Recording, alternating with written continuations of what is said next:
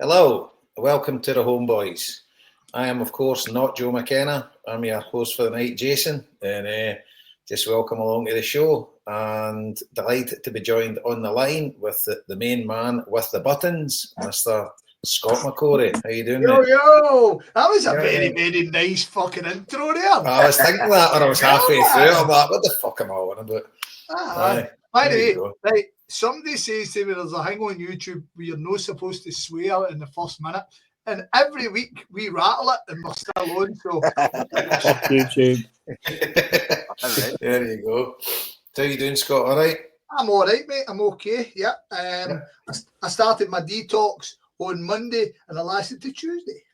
And then you'll be cracking your first can at 7:30 tomorrow morning. Exactly, mate. Exactly. Yeah. Happy days. And the Royal Borough of Rutherglen, Longers himself. How you doing, Liam? I'm all right, Skipper. What's happening? All right, all good in the hood. After our wee conflab last week, fucking picking the bones out about a disaster at Ibrox. Fucking how things? A week's a long time in football, I'll tell you. It is a long time, mate. I've done 7 days sober, and that's going to finish in the next 10 minutes, I reckon. All right, happy days. Take a drink.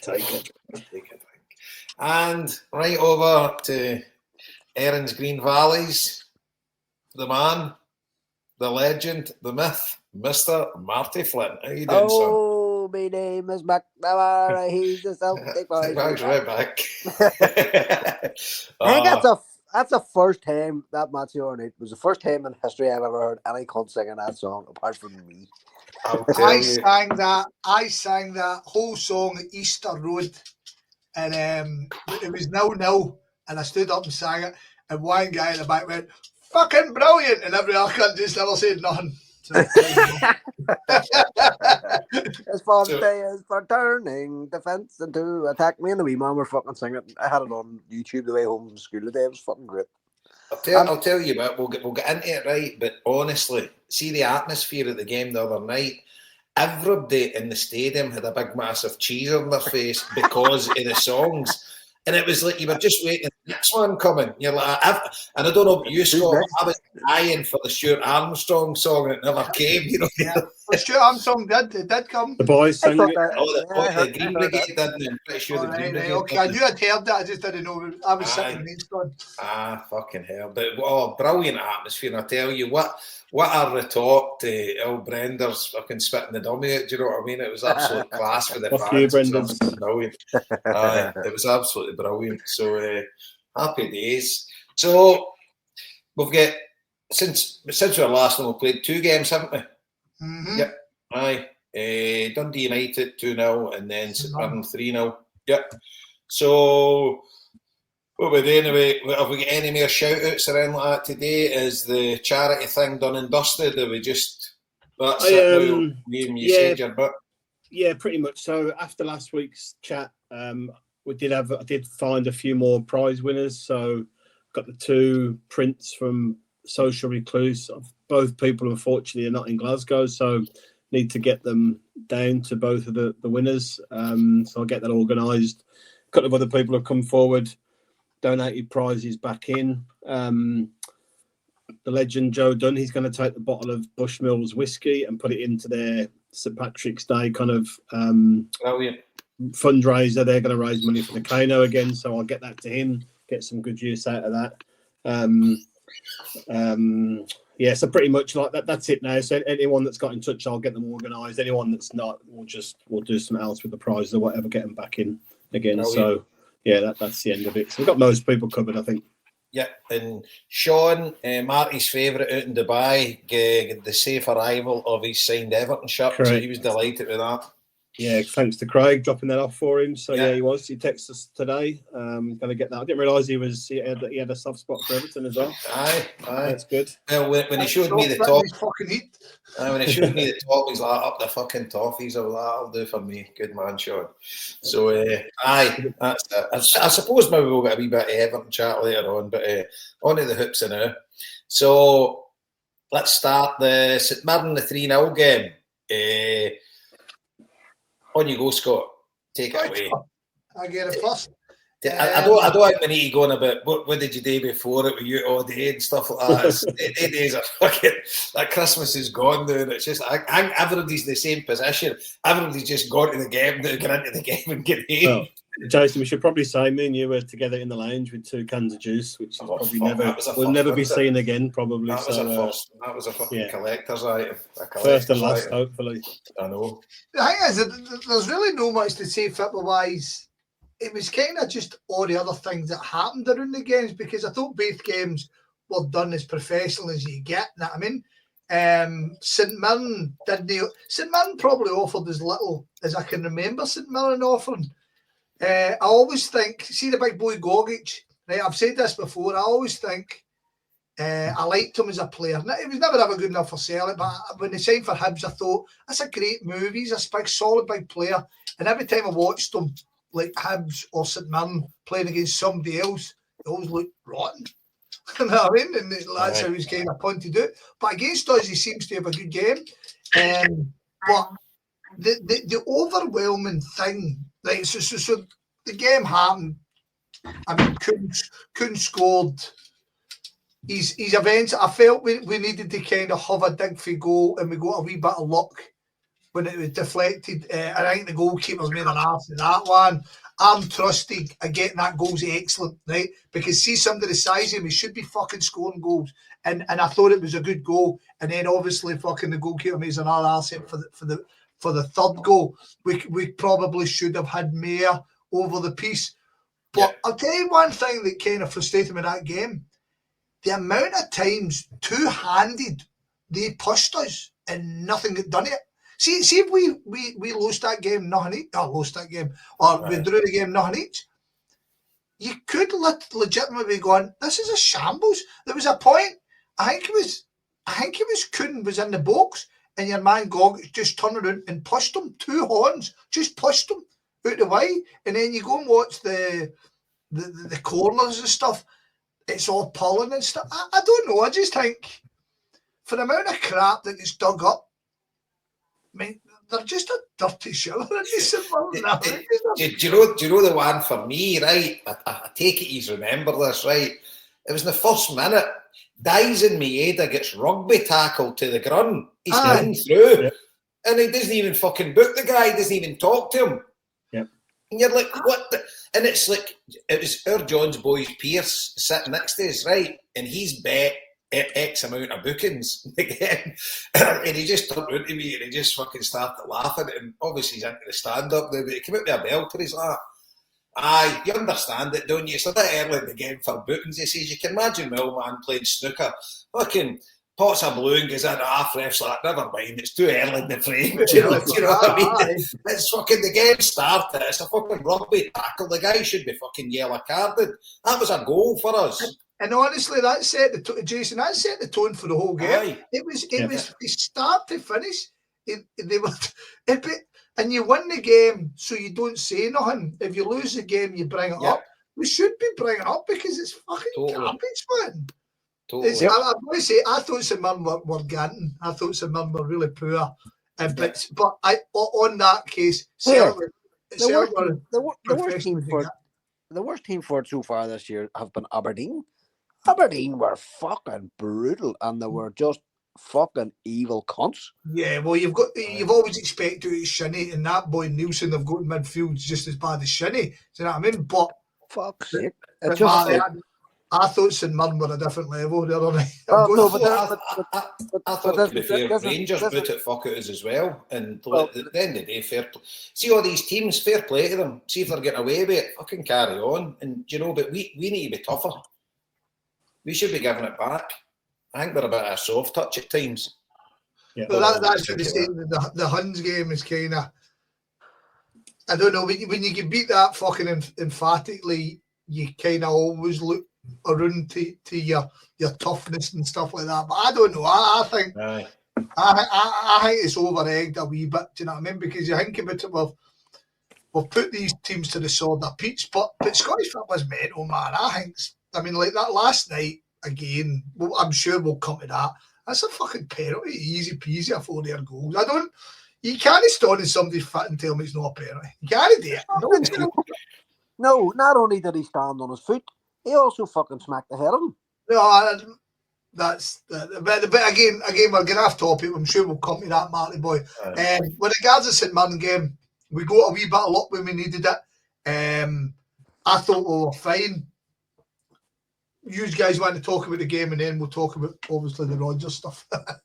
Aye, no, same with yourself. And no getting into the Rodgers stuff at the minute, but I was absolutely flabbergasted that I didn't. I mean, we all go to every game, right? And you said you spoke to a St Mirren fan.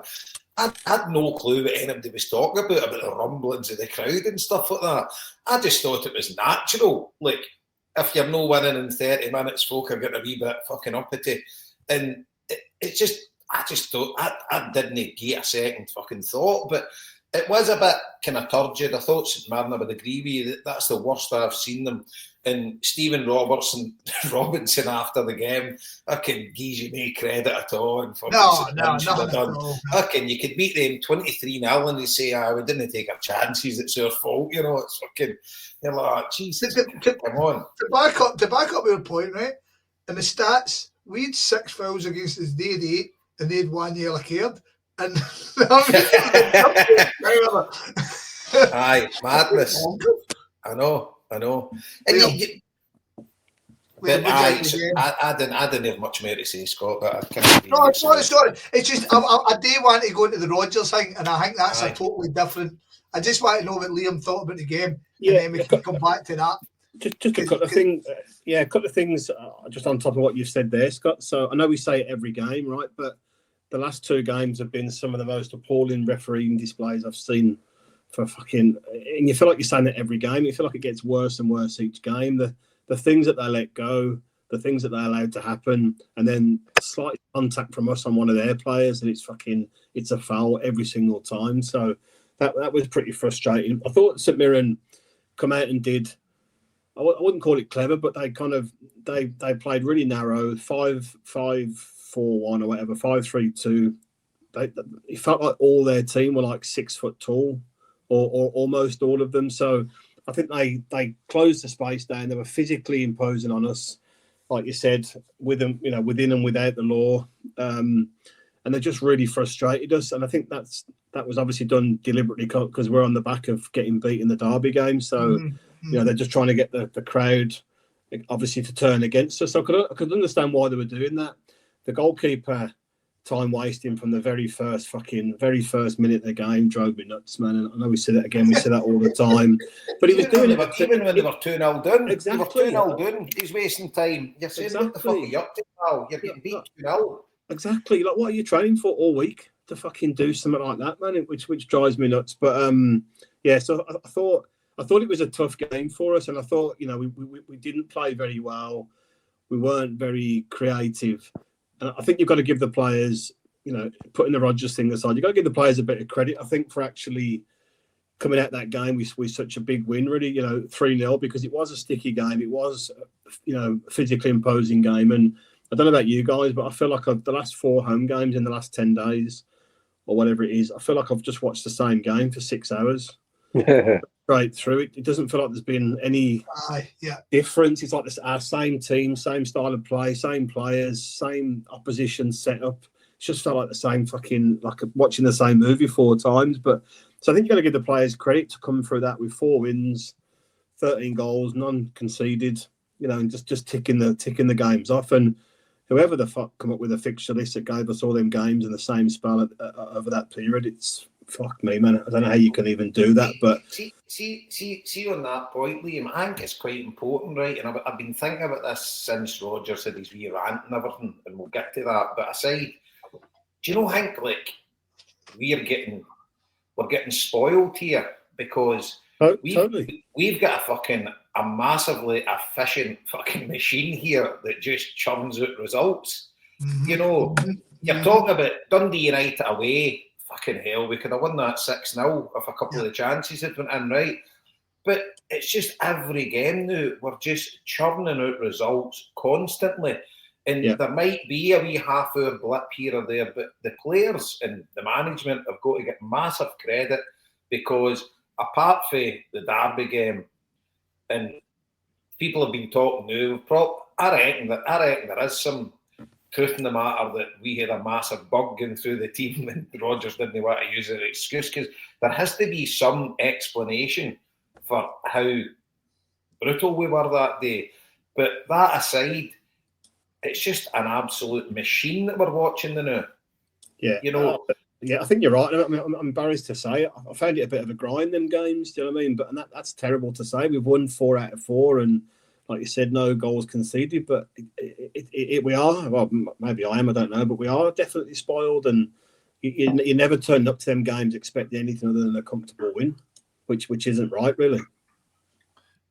Well, it shouldn't be, but it's happy times, because we are totally spoiled. I mean, you think of the years we've watched Celtic, and I can't ever think, well, under Ange, aye, but there was the odd game chucked in here and there, but we're not. You take the Derby game aside, every other game, the Aberdeen away, but the weather was mental, right? We still get the result. But every other game, it's just an absolute, professional fucking dismantling of the opposition every single week. Yeah, definitely. And I was saying that to you before. Remember when we talked about the cup final? And I was at Hampden, I'm thinking, during the penalties, just before the penalties, I'm like, we're going to have to lose some point here. I was trying to think back to the last time we'd lost a game there, and just we are completely spoiled by this whole era, and this all this success, and it's brilliant for us. But maybe we just do take things for granted a little bit. Jason, I was just, when you were talking there, you were talking about the one with Maeda, see, against St Mirren, and I think it was Engels was going for the ball, and the big boy Olasanya just fucking shoulder challenged him, and they fucking knocked him into the main stand, man.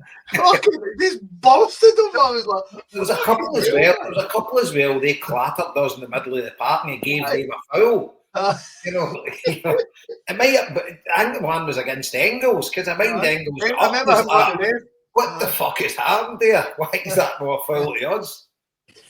That was. I always remember when Joe Ledley came up the road, and his first couple of games, he was getting bullied, and like cunts were just rattling him off the ball and all that. And then we went to Tynecastle, and he gave out to somebody, get sent off for his first challenge. And I can remember him standing looking at the ref as if, what the fuck is happening here? I mean, it's a plan. But no, I know what you're saying, Liam. See, when you've got guys like Maeda in your team, and you've got guys like McGregor, Hatate. I mean, like, Kuhn's the outlier, isn't he? Because everybody else is a workhorse, and it's and nobody's going to score a goal by fucking chipping or two conceding falling at that corner. Kuhn aside, and even Kuhn is very, very effective. Do you know what I mean? Yeah. And it really is a fall off. I mean, you look at guys like Johnson. Johnson comes out to Team Ralston, 2 workhorses. Greg Taylor, he'll give you effort in his goat. Know what I mean? There isn't a lot of flair in the team. It's all fucking, and that was always the type of player I liked. I always liked the guys who just efficient. But that's what as I get older, that's how Jota, that's how guys like Kuhn, Paddy McCourt, Paddy Roberts, McGeady. Know what I mean? Yeah, because it's funny. I was saying to Mick the other night, the second game or the game Wednesday, Maeda's crossing has improved loads. I don't know if you've noticed this, but like from the left, he kept putting them out of play, but he's getting loads of the balls into the box now. But because it's from the left and on his left foot, he never looks up when he crosses. Right, he's just learned to put the ball into an area that could be dangerous. But obviously, we need a bit of luck that it's gonna land somewhere near one of our players. But he has improved loads. But compared to what you're saying, I think that's worth talking about after the Dundee United chat, because it kind of ties in with that. But Marty, you get anything to say about the game before we rattle on to the fucking big trusty fucking scoring a goal from a corner. There's a fucking rarity, him scoring. We've had a few for corners this season, to be fair. It's a good wee addition. taken years for us to get this far. Fuck's sake. Aye. I know, it was good to see him getting a goal. Years. Well, and, you know, he's looking Did no he look bad. dangerous now, didn't he, Jabo? Aye, he is. Aye. He's looking the part. And obviously, with the scales thing at Ibrox and that, Trusty had to come back in, do you know what I mean? But he's done really well. And I feel bad for Scales because he's been brilliant, but he was awful that day, and Trusty definitely deserves his place in the team. And he is looking really good. So, fingers crossed. And one other thing too was the second goal, the Coons fucking sweep goal was unbelievably good. So Engels back heels it dribbles across fucking three opposition players. But the goal is continued, but still. It's not that, but the bit that I wanted to speak about was your natural reaction. Anybody's natural reaction would be just to smack a ball as soon as it came to your fucking toes. He didn't. He dragged it from foot to foot and tapped it in. What happens if you smash it? You're fucking it half and that cunt goes his leg, isn't you? You know what I mean? Exactly. Probably hit you in the face or something. That's the fucking difference between Nicholas Kuhn and me. Right. He fucking was smart enough to swipe it out of the road and just pop it in. And so on the radio, like they were, and even I think on Sporting too, they were sort of nonchalant about it. Oh, just a tap in. It wasn't a fucking tap in. It was a fucking quality goal. Absolutely quality goal. A tap in. If he had wanted a tap in, he wouldn't have scored it. You know, it was a smashing, superb bit of fucking real individual skill. So they're my highlights. And do you know what as well? Big Engels is coming on to a game now, isn't he? Yeah. Sure, he keeps getting fucking man a match. He's finding his feet now, isn't he? He started like a train, right, and then he kind of dipped and whatever. But he's kind of getting his rhythm now, and he's fucking looking a class act. He's got a bit of swagger back, Jason. You see him getting quite angry in the last game, which was good. He was getting annoyed at stuff and a bit of swagger about him, which I think he needs to play like that. Yeah, and I think the goals will start coming from him as well because he's been unlucky a few times. You know, he gets himself in good positions, but the boy is definitely a player. Definitely a player. He's we were actually talking about him last night in our wee chat, weren't we, Marty? And one of the boys says he didn't think he's been like mind-blowingly good, and I think he's been good. I don't think he's been fucking outstanding. Do you know what I mean? I think he's deserved his man of the matches. Maybe Kuhn pushes him each time, but it's as you guys have rightly said, he's growing into games. He's growing into the point that you're starting to go, well, Engels is starting and McGregor's starting. It's who else, isn't it? Whereas before it was who's starting with McGregor. Do you know what I mean? And that's what we wanted. It's great that we've allowed this guy to grow and settle in a successful season. Do you know what I mean? We've already got a cup. We're 3 points away from fucking clinching this playoff place.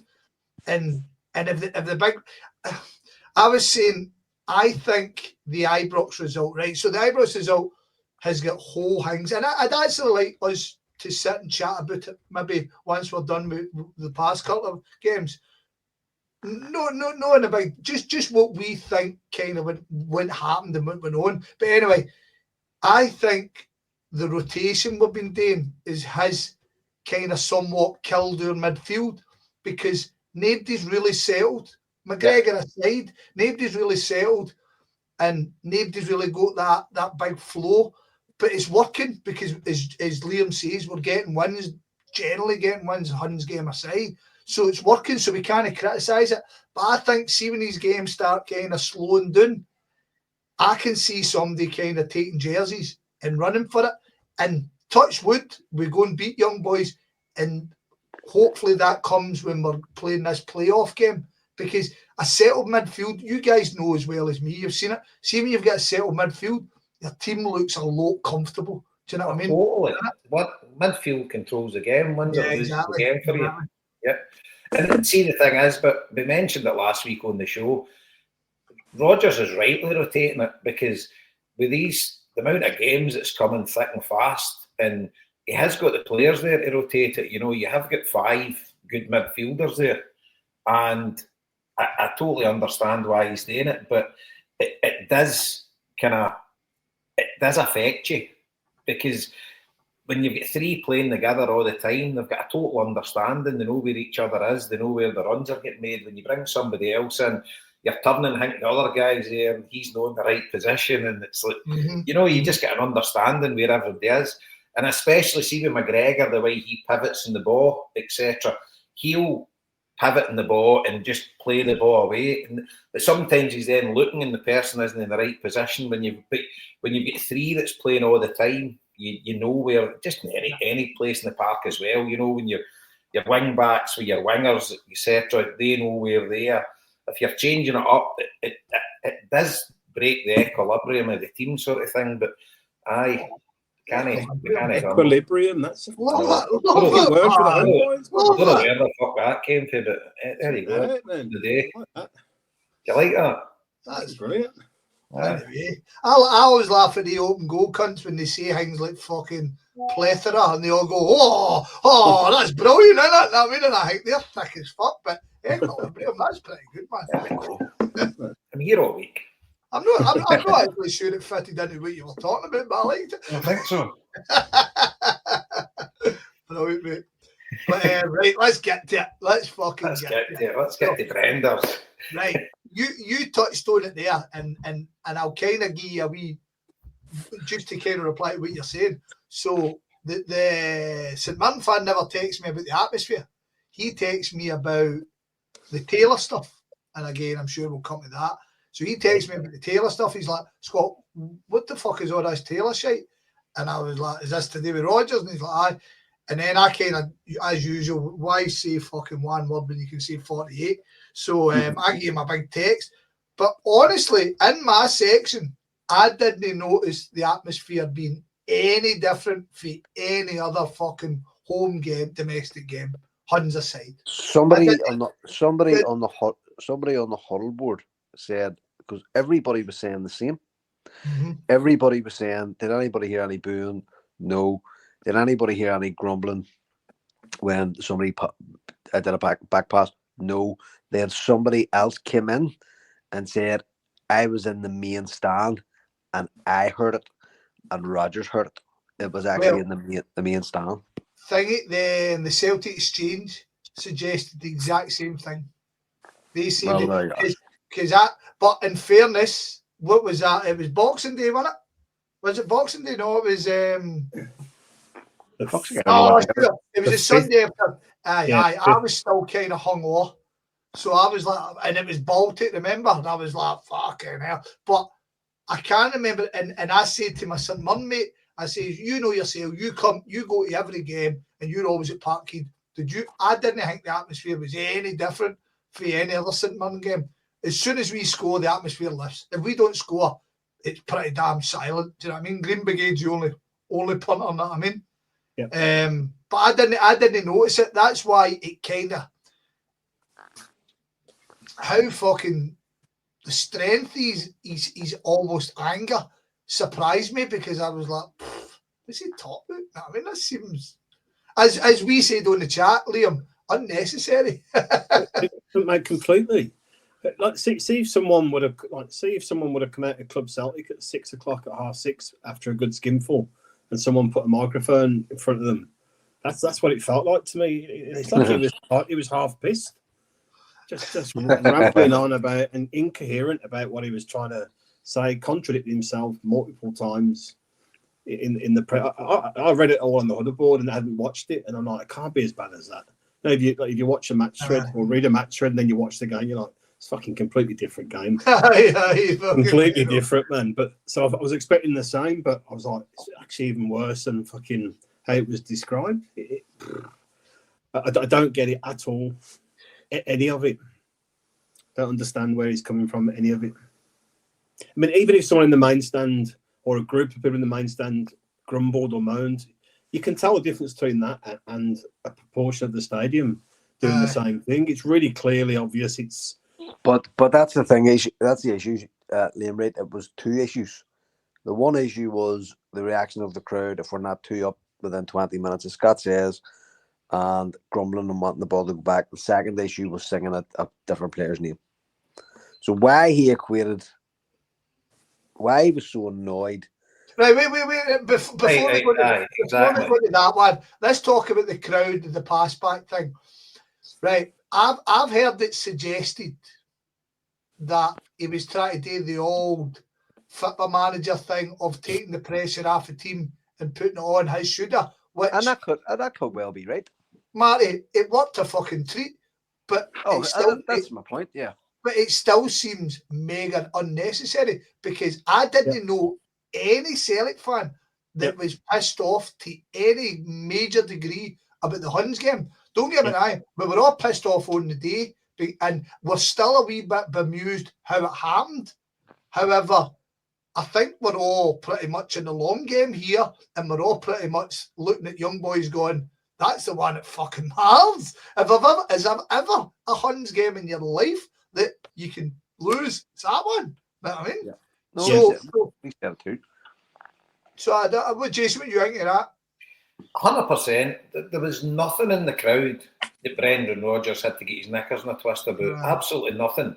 Nothing that wouldn't have been there for any other game that you play. Yeah. If it's 30 minutes and they've no scored and it's a team that you'd expect to beat, you always get the usual words, this is fucking shite. Like, but the vast majority were just watching the game and just waiting. And what I would say is, right, for my non-footballing expertise brain, right, there was loads of occasions when we could have played the ball across the middle, but we played it back and then it went the middle. And the easy ball was across the middle. We're playing it back to the keeper when you could have just squared it. So I was watching that and I was saying, no shouting or anything. I'm just saying to fucking Ellie and Pearson, whatever, just like, why are we fucking doing? Why don't you just play the square ball there, or play the ball forward? There was an easy ball forward, but they were kind of being very cautious, I think, on the making sure they played it to a Celtic, which is fine. But I think there was an easier ball a lot of the time, but he was using the analogy that we're just changing the attack, like by playing it back to, that's fair enough, whatever way they want to play. See, at the end of the day, we got the result. That's all I care about. And I said, even after the Rangers game when we spoke about it, Brendan Rodgers has earned every one of our trust. The way he's got the team performing, there's nothing any of us can tell him about football. Do you know what I mean? The guy is a top-class football manager. So I didn't hear anything in the crowd. But my point is, you can't divorce. Scott's trying to divorce the two issues. You can't. It's in Brendan Rodgers' head. He's watching things or he's hearing things in real time. Also, too, he's probably having quiet chats with Greg Taylor and saying to Greg Taylor privately, listen, no matter what happens here, keep performing. I'll always have your back. Blah, blah, blah. Do you know what I mean? That's all probably happening. So I mentioned it last week, right? I didn't mention it last week because the game hadn't happened. But I did speak about this, and I think for the Greg Taylor side of it, I think it's maybe fair play to Rodgers that he's making the point that the board need to get their finger out their arse and give Greg Taylor a decent contract. Because that's my point. We're not privy to what's happening. I'm convinced the board are trying to lowball him. Well, on you go, Liam.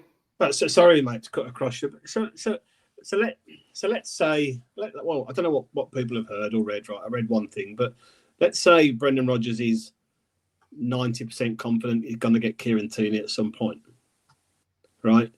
Yeah. Which I'm hoping he is, because we all want to see him back. So, and the rumor is Celtic have offered Greg Taylor 15,000. He wants 25. That could be complete nonsense, right? I would think that would be. See, to be honest with you, without you saying that, I would have guessed that would have been the ballpark figures. Yeah. So Celtic are never going to pay someone 25 grand who on paper will be a backup left back. If you had a list in front of you now of the wages of the first team squad, there wouldn't be many 25 plus in that squad. No, Kyogo's leaving because he's only on 25 grand. Right, so that's what I'm saying. So you'd only have probably a handful, I would imagine, 5, 6, 7. I'm guessing a lot of this, obviously, but I'd imagine you only have a small proportion of the squad in that sort of ballpark. Do you not think Greg Taylor deserves a 25 grand contract? Maybe it's somewhere in the middle, maybe the 20 grand, I don't know. But in the context of himself, you can argue a case for him getting that money. In the context of Jason, if you think about it this way, hold on. Is Greg Taylor going to get that level of money elsewhere? And yes, he will. Well, in the Championship, he would. So that's my point. So he's going to have to go to England to get. He won't get it anywhere else. He'll not get it in Europe. He probably wouldn't get it moved to America. He probably wouldn't be well known enough. So he's hoping to get a transfer into England. So but before you jump onto the Taylor, what Taylor can get, if you look at, just to finish off, looking at it from Celtic's point of view, if they are confident of getting Tierney in, who's probably going to be 30, 35, whatever the top wage we pay, they're not going to want to spend then another 20, 25 grand on someone who's essentially going to be a backup to Kieran Tierney. No, that's fine. I can see the board's reasoning 100%. Yeah, but the thing is, we're cash rich. No, listen, 100%, and I appreciate that. But this is the problem for if you give Greg Taylor that money, all bets are off for everybody else. No, he's not a glamorous player. You know what I mean? No. Wait a minute here. Greg Taylor has been an absolute mainstay in the past 3-4 years at Celtic. Played just about every game, fit all the time, gives 150% every single game, and he's been an absolute excellent player for us. So there isn't every other player at Celtic can say that. Right. No, but he's not Kyogo levels of talent. Right. So that's my point. What do you think Maeda earns, and what do you think Kyogo earns at Celtic? Probably about 20 to 25 grand. Right. So yeah, agreed. Right. And Taylor, I'm a Taylor. I like Taylor. Right. I think he's been really good for us. He's he's limited, but he gives his all. He's hardly lets us down, but he's not the same value or level as Maeda and Kyogo, for example. And I would say they're only on probably 20 to 25 grand. 100% agree with you. Yeah, right. So that's the board. That's the board's reasoning. Aye, see the board. I get where you're coming board wise, right? As supporters, I don't understand why supporters are caring about Greg Taylor getting whatever. I don't. Surely it's only in the context of keeping him, Scott. If you think he's worth keeping, sort of thing. No, fair, mate. The manager wants to keep right. So we all went off and won because we lost Rodgers last time, and Rodgers come back. There's been a wee bit of fucking tracking back for a lot of people. And they've all been going, well, he get treated as shite. He wanted this and he got that. He wanted this and he got that. If the board just paid this, we would have got that, we would have kept him, we would have went somewhere, we would have done this. Right? And the fact is, Brendan Rodgers doesn't care how much fucking Greg Taylor's on. Brendan Rodgers wants to keep him. Now the board are sitting going, I mean, I'm not going to sit here and have this argument who deserves what and who deserves fucking what. But hold on, but Scott, that's the same with every manager everywhere. Yeah. And Marty, I know. Yeah. I'm just saying I'm not going to get. I mean, we're equating players' importance to. As Jason rightly says, he's been a fucking mainstay in our team. Yeah. He's been a first pick for fucking years. Right, so by that, not honest to new kid. Yeah, right? Finish off. And see, Kyogo's been the same, and Maeda's been the same. So I can understand why Taylor, and then it comes to his age and it comes to his last contract. But the plain fact of the matter is, Greg Taylor wants this amount of dough. He's got a bit of bargaining that he'd be done with it. Rodgers wants the dough. I kind of get all this. I just don't see the point in Celtic fans kind of arguing about who deserves what though. But that's fucking football. But we all need to get that out of our heads. It's the same pish when I hear fucking Adam made the cost is 9 million. So fuck. So Scott, just to be clear, I'm not arguing on anyone's behalf. I'm just. You said you hate him, mate. You said you hate him.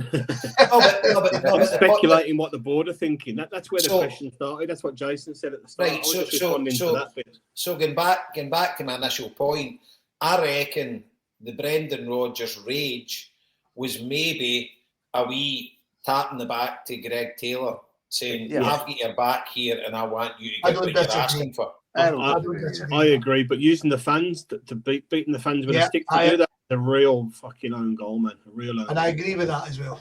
I agree. You guys are all right. I've only done. But if he used the fans to get Greg Taylor more money and keep him, then see Brendan Rodgers, he would use fucking anything to get his own way. Do you know what I mean?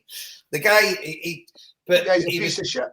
He was absolutely miles out. He looked. I reckon he'd been reading Celtic social media for a fucking few days after that. And he's been fucking raging. And the thing is, I reckon every Celtic player in that park at Ibrox had the flu. And he's kept it to himself because he didn't want to make excuses. And he's come out there and he's fucking raging. And he's just like, I'll fucking show these fucking warrior bastard. You know, and it must have been pestering them because he was incandescent with rage there in Orward. Fucking read a wee dictionary before I go on the night.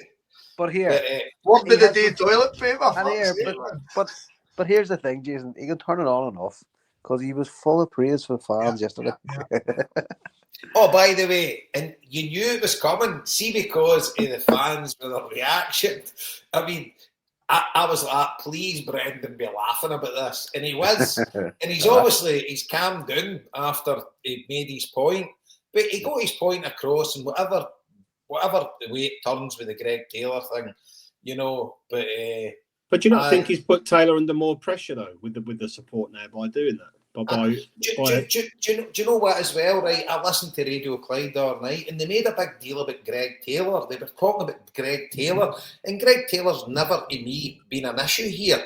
Because the Kieran Tierney song had fuck all to do with Greg Taylor. Exactly. And it's like, Greg Taylor's been dragged into this when he shouldn't have been. Yeah. But I think if Greg Taylor gets what he's want, and he's made it clear that he wants to stay with Celtic, who wouldn't he? I mean, the rumours with Dinamo Zagreb, that was just fucking insane. Garbage. I mean, pay half the wages that we would pay. Dinamo Zagreb are run by the mafia. We all know it. They're a mafia club. They are not spending multi-millions buying players in from fucking Scotland. It's the opposite.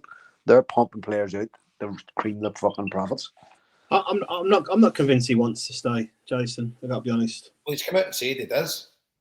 But everybody says that. We'd rather be here. Especially if Kieran Tierney comes back. I don't see Taylor settling after being 4 years or 5 years first choice left back. I don't see him settling for being a squad player or a backup.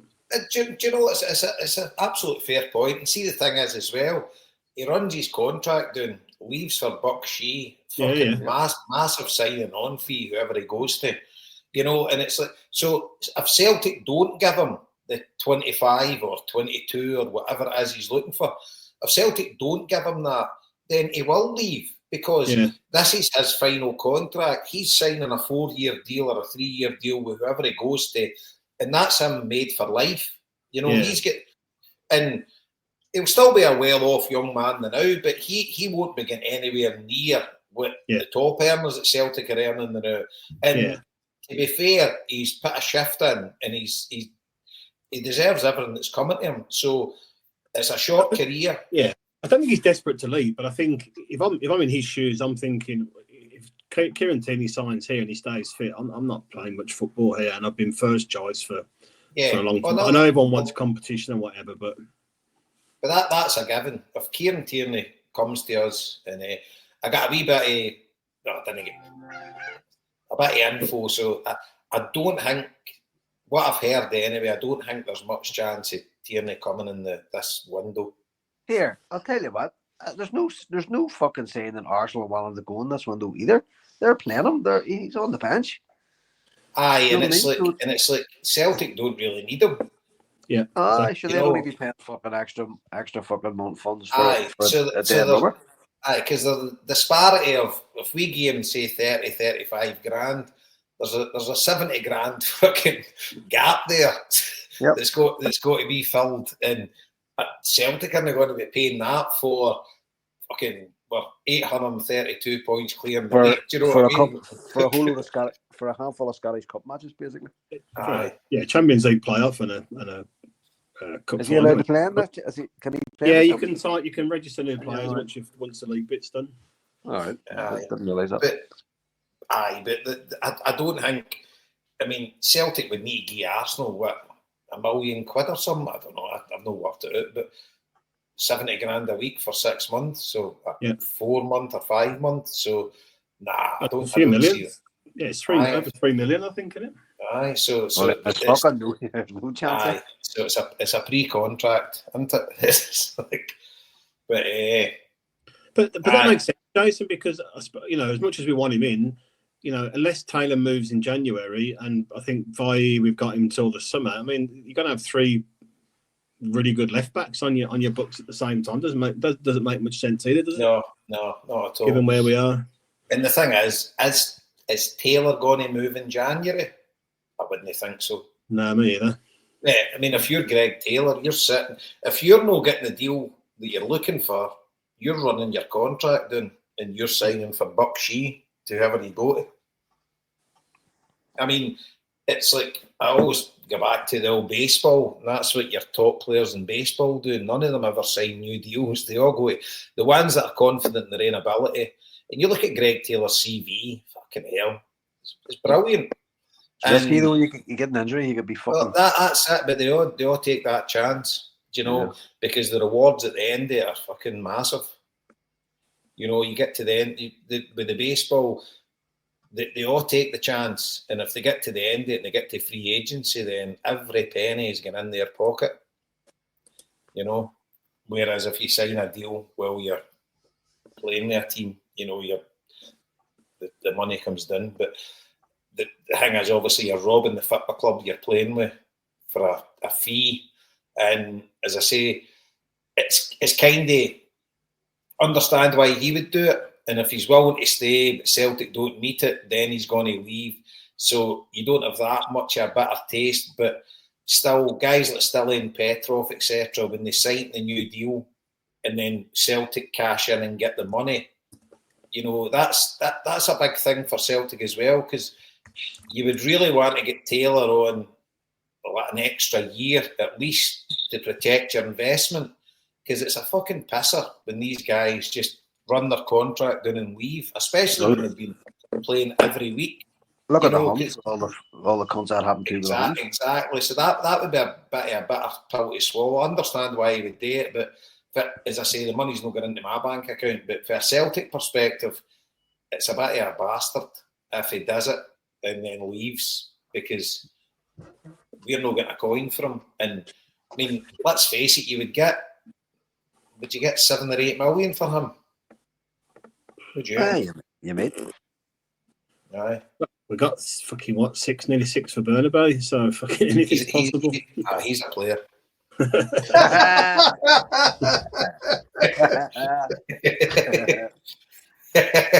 Bunkum. Who's the last first team regular that left on a Bosman?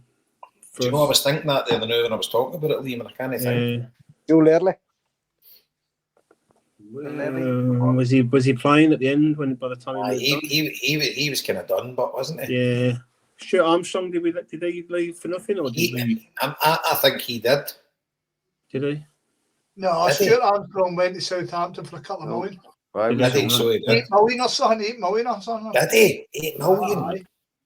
Did he? Yep. Right, man. 8 million quid. In fairness, Celtic. Well, what's that? 80 or no? It can't be Larson, surely. It can't be that far back. In fairness, Celtic have been pretty good with this sort of stuff. They've been excellent. Yeah, been excellent. Yeah. But do you know, it's a great point you make, Liam, because see when you're talking about a mainstay of the team, somebody that's in it every week, all right, you're getting back to Larson. Yeah, I was wondering that. But obviously Celtic did it with Larson. That was part of the deal of him staying on. Yeah. He signed the extra extension that we said in good faith, you can leave. And by fuck, it was worth it. Do you know what I mean? But it was a killer because he was still one of the fucking best players on the planet. Sam Logic, Yeah. I know we kind of let him go, didn't we? But Rogic wasn't a fucking mainstay. He was a. He was at that point. That season, he played loads. He was towards the end. We released him, didn't we? Really, we kind of tell him. Aye, but it was towards the end of the season. But the end of his time with us. But through his full career at Celtic, he was never like a mainstay. No. You know, Greg Taylor for day one has been fucking. He came right in for Kieran Tierney and he's never fucking missed a beat. But the thing is, too, is left back was always a bastard of a position for Celtic. Like, it was always like any time we ever signed anybody, you always just ask, "Can I play left back?" Yeah, good shout, Scott. Years. No, I'm going through the fucking things here. Don't be giving me any credit. Who did you say there, Boyata? Boyata. Did he run his contract then?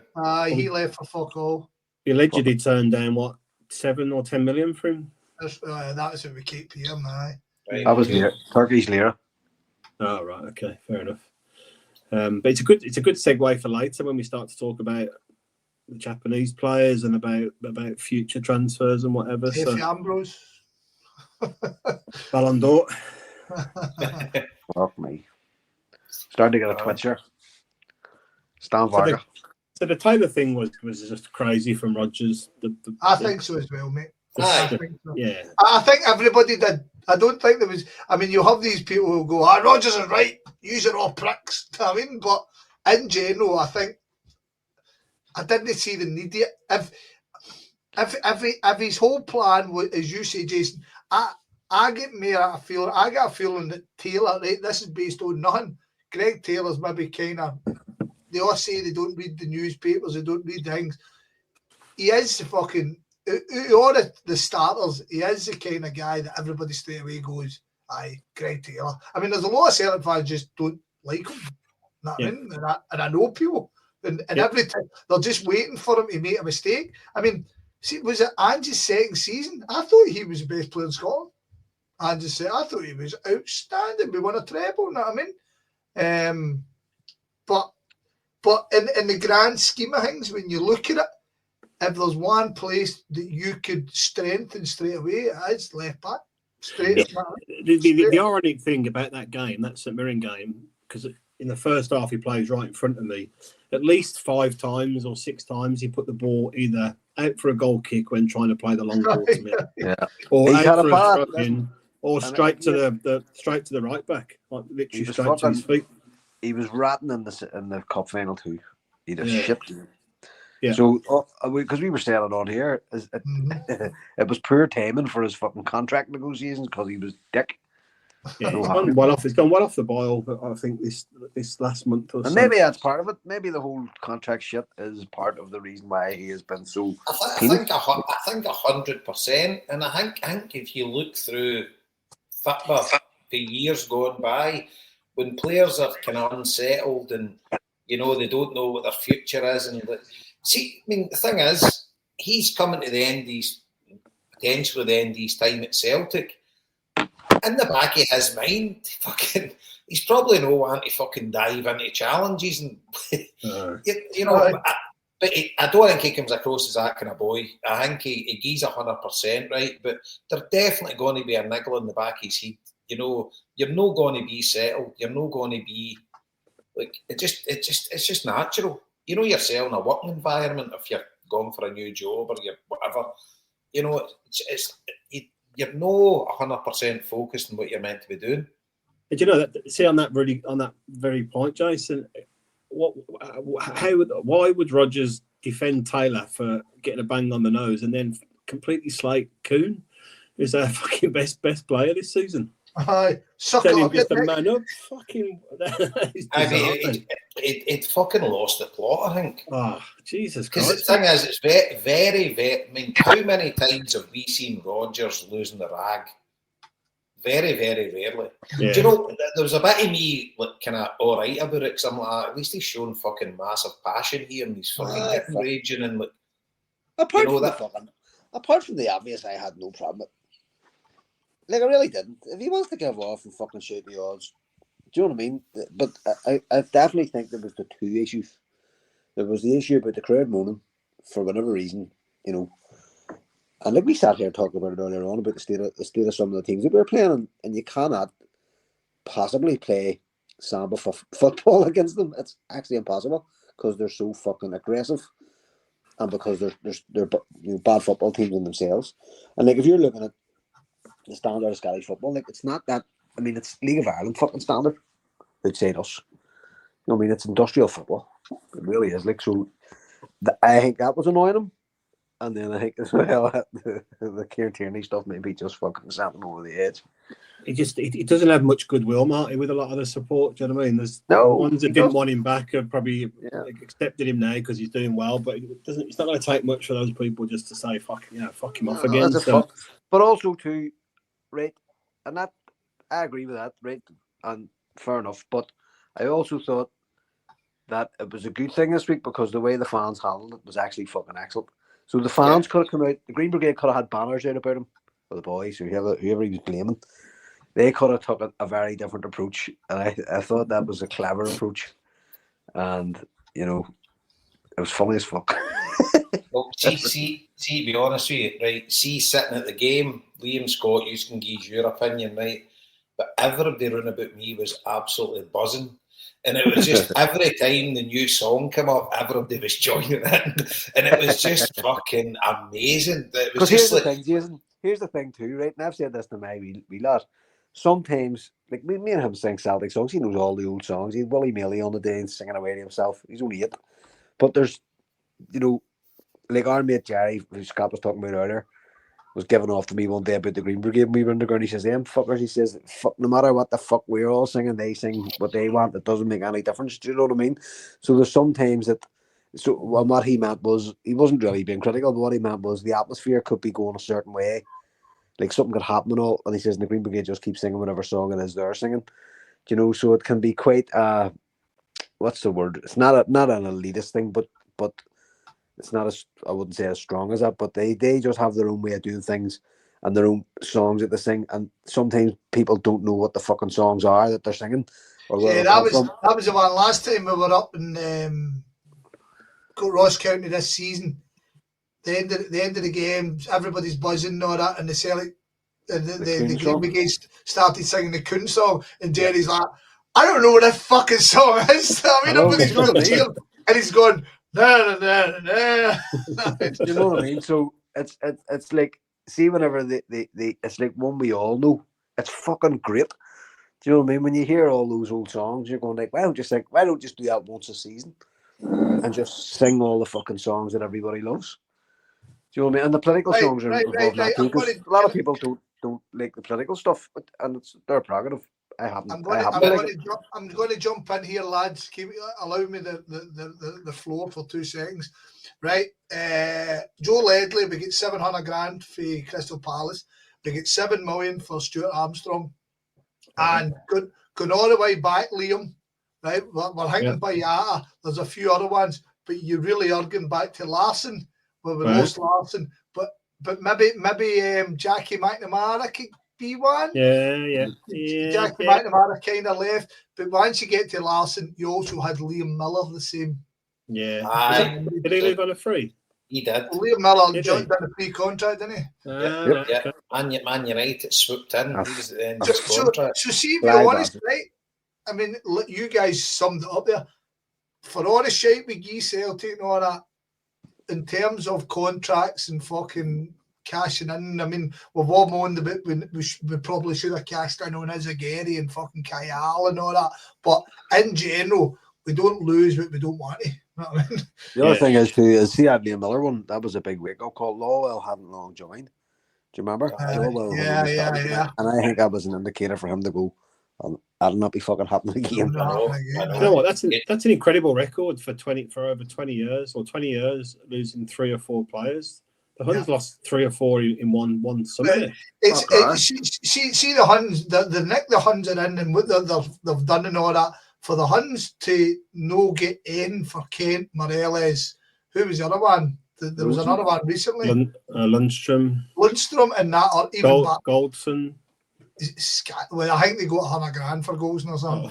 The only one they really produced goods for was a guy that went to Ajax. Whatever he was. And all Nathan hung me to fucking Everton. Patterson. Aye, they got a few quid for him. He'd only played about 20 games. I mean, that was potential. They came in and took him rather than there was a strategy in place. But I mean, like, for what you hear now about Morelos, you can't understand it. But for them not to get a fucking cent for Kent, you know what I mean? That's just, cunts should be fucking heads rolling for that. But good enough for the Bucks. I think Leeds were in for him for about 8 million quid the season before, and they just blanked it. But for the Celtic board, see for whatever everybody says about Peter Law, and I totally understand fucking fans fucking disgust for him at certain things. But see, for like a cold-hearted businessman for Celtic, he's been fucking brilliant for Celtic. You know, definitely. See when you think about it. I mean, board lover. We've got a board lover. No, not at all. Not at all. But I mean, see, you hear him, Marty? See, money-wise, you know, if you're just fucking pure fucking money into Celtic's coffers, you can't grumble. I mean, listen, as you say, Scott, I couldn't really give a fuck about it. It's not getting into my pocket. Do you know what I mean? Their season tickets go up every year, and we get fucking treated like fucking mugs, left, right, and centre, right? So, for that point of view, it's a fucking scandal. But for on the park and the way they deal with the players and the way they deal with the players' contracts and the transfer fees. Without going all old Celtic down on anybody, right? But when we were on our fucking uppers in the 90s, like the war cry was, we just want businessmen who know what they're doing. And in fairness to the cunts who run the fucking thing now, that's what they are. Now you can argue with what they do, but the club is in the safest position it's been in its history. And see the other thing, right? You look at, see the English Premiership, is it 80% of them are owned by American owners? Yep. Mate, right. Did you watch that? I think I linked. So 12 out of the 20. 13, Scott. 13 was it, geez? Yeah. Liam. Yeah, because if the next one comes in, it'll be 14. That'll be the 2/3 majority they need. One of them stupid cunts, Hans on Clade last night, phoning, was saying the same. Why can't we just get American owners? Well, that's how fucking stupid you are, you dumb cunt. They keep tweeting fucking Elon Musk. Fucking hell, man. Truck off, Miller. Just because he's a right wing fascist cunt. That's only but see, look, I get. I'm with the fans here, right? Against the board on many topics, right? So I'm not a lover of the board whatsoever. But we have got people running Celtic that's got Celtic's best interest at heart, and they've actually done pretty well in a monetary term with Celtic, and I don't think anybody can deny that. And see, if you were to hand the club over to an American owner or whatever, fuck knows what's round the corner. No, fuck knows is right. You know, you're right. I'll tell you what will be round the corner: an absolute fucking disaster. That's what will be round the corner. One way or the fucking other, they end up move us to fucking somewhere. You know what I mean? Somewhere, probably fucking somewhere warmer. Jason, go back to your question. Back to your question you asked about the singing of the songs about the ex-players. You asked me and Scott what we thought. In that second half, I was starting to shit it a bit. I thought, fuck, they're going to get an equaliser here, the way this game's going. Oh, they did, because they started coming out a bit. Yeah, and you could I could actually see Roger's press conference in my mind. He'd be like, it's a shame we never had Henrik Larsson and Jimmy Johnson and whoever else on the pitch to get us the goal we needed to win the game. You could see what was coming, man. So thank fuck we got the goal. Nah, it was one of my most memorable games at Celtic Park that I'll always remember. You know, just because of both ultra groups, and it was like just amazing. And ironically, it was Rodgers that caused it. You know, if he's raged, but I think the fans' response was absolutely brilliant. And to be fair to Rodgers, he was laughing. He said in his post, but it was only a kit man that they got a shout out. Do you know what I mean? So there should have been a wee John Clark or something like that. But it was absolutely brilliant. And we were just, Ellie was sitting next to me in the first half, and in the second half, Magoo was next to me, and she was there a bit. And we just kept looking around, buckling, laughing, and then joining in with the songs. And it was just absolutely brilliant. So fair play to the Green Brigade and the boys. It was you gave an old man a right happy night at Celtic Park, and I absolutely loved it. You know. Oh, my name is McNamara. He's a Celtic boys, my bad. I was sitting going. He's Charlie Mulgrew. He's Charlie Mulgrew. And he hits it hard. Well, Arthur Borage, the holy goalie. We need some new songs for players, man. We fucking desperately need some. We need to get some new songs in. Some new songs, yeah, for the players. Well, the Scott says there's a Nicholas Kuhn one come out recently, so they're still fucking. American Boy for CCV and Trusty, so they're still going. So they are, the worse I usually find, the worse they are, the better. You know what I mean? You just want them to be fucking shit. The Stuart Armstrong one's the best ever, but that was a belter. Sunderland away, that was the best ever. A belter, exactly. But see, do you know what? I wish we had songs for James Forrest and Callum McGregor. Well, do you have one for Callum McGregor? We do have one for Callum McGregor. Oh, Callum McGregor. Aye. Maybe man loves that one. Aye. But it's all right. But I would love to have like songs about Forrest. And by the way, in years to come, there will be songs about them because Celtic legends. But I would love, while they're still there, to have quality songs. Callum McGregor's got one, fair enough, but it's not great. You know, it's that kind of wee. But I would love to get them to do a James Forrest one because the wee man actually just. James Forrest no one. We never had one for Chris Sutton. Yeah, just there's loads of good players, loads of big players for us. We never had one for James Forrest. James Forrest. There's a star man playing on the wing. His name is James Forrest. I just looked in the chat there. Sean says the best one was Scott Sinclair. He's far. I think the best one, mine's is Armstrong, but Scott Sinclair's was up there. That's absolutely brilliant. Yeah. At that period, you had Edwards one too. Was it outstanding? They sung that as well. I actually forgot about it. I was actually going, "What's that?" And I went, "Fuck, that's Edward." I forgot about that. See, I was wondering with their song Hingy because as much as you say that the Abada and Kyogo song was good, so was the Giacomakis one. You know what I mean? Here's the thing too, Scott. When that fucker Kyogo scores, they still play that shit Scooter song, despite the fact Abada's not even here anymore. Oh, fella scored one each. Fucking hell. Yeah. Well, you must be behind them, aren't you? I was going to say it was about 20 minutes ago. Oh no, sorry, no, it's 2-1. Sorry, 2-1. That's a different scoreline altogether, Marty. Yep. Sorry, I hadn't noticed that they had fucking. Guy I work with, he's a West Ham fan. He's took his 2 kids up. Good. Fucking. Exactly.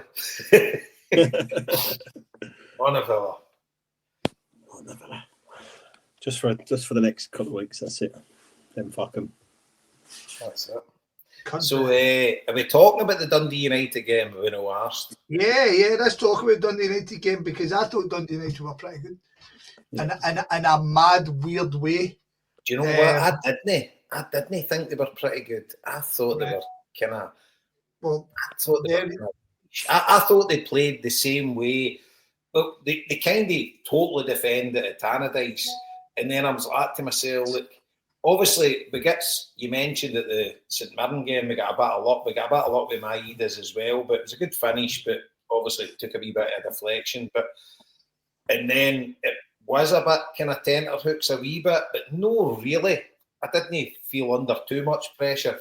And it was good because at Hattati, we all admitted an absolute stinker at Ibrox, but I was glad to see him getting the goal when he came on. But it was another just efficient performance for Celtic.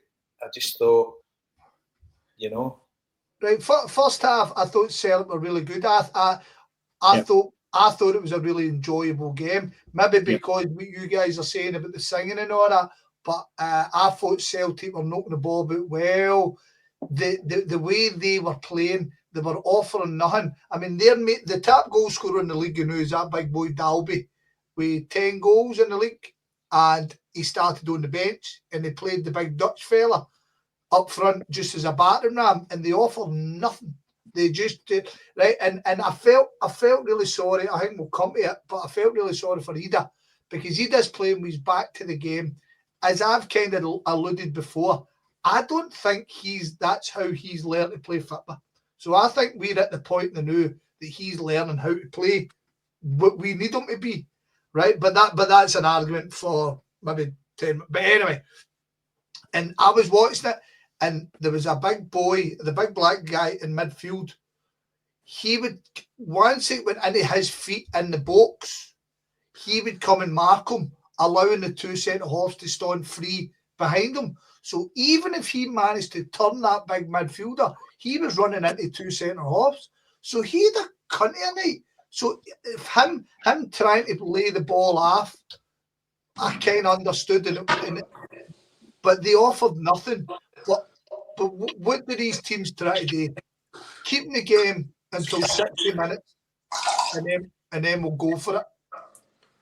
And it was only 1-0, and then they brought on the boy, and they started running us. And I don't know who's fucking reverbing here, but yeah, you hear it? Yeah, I think you're all right. Carry on, Scott. I think you're... Aye. No, so I felt right.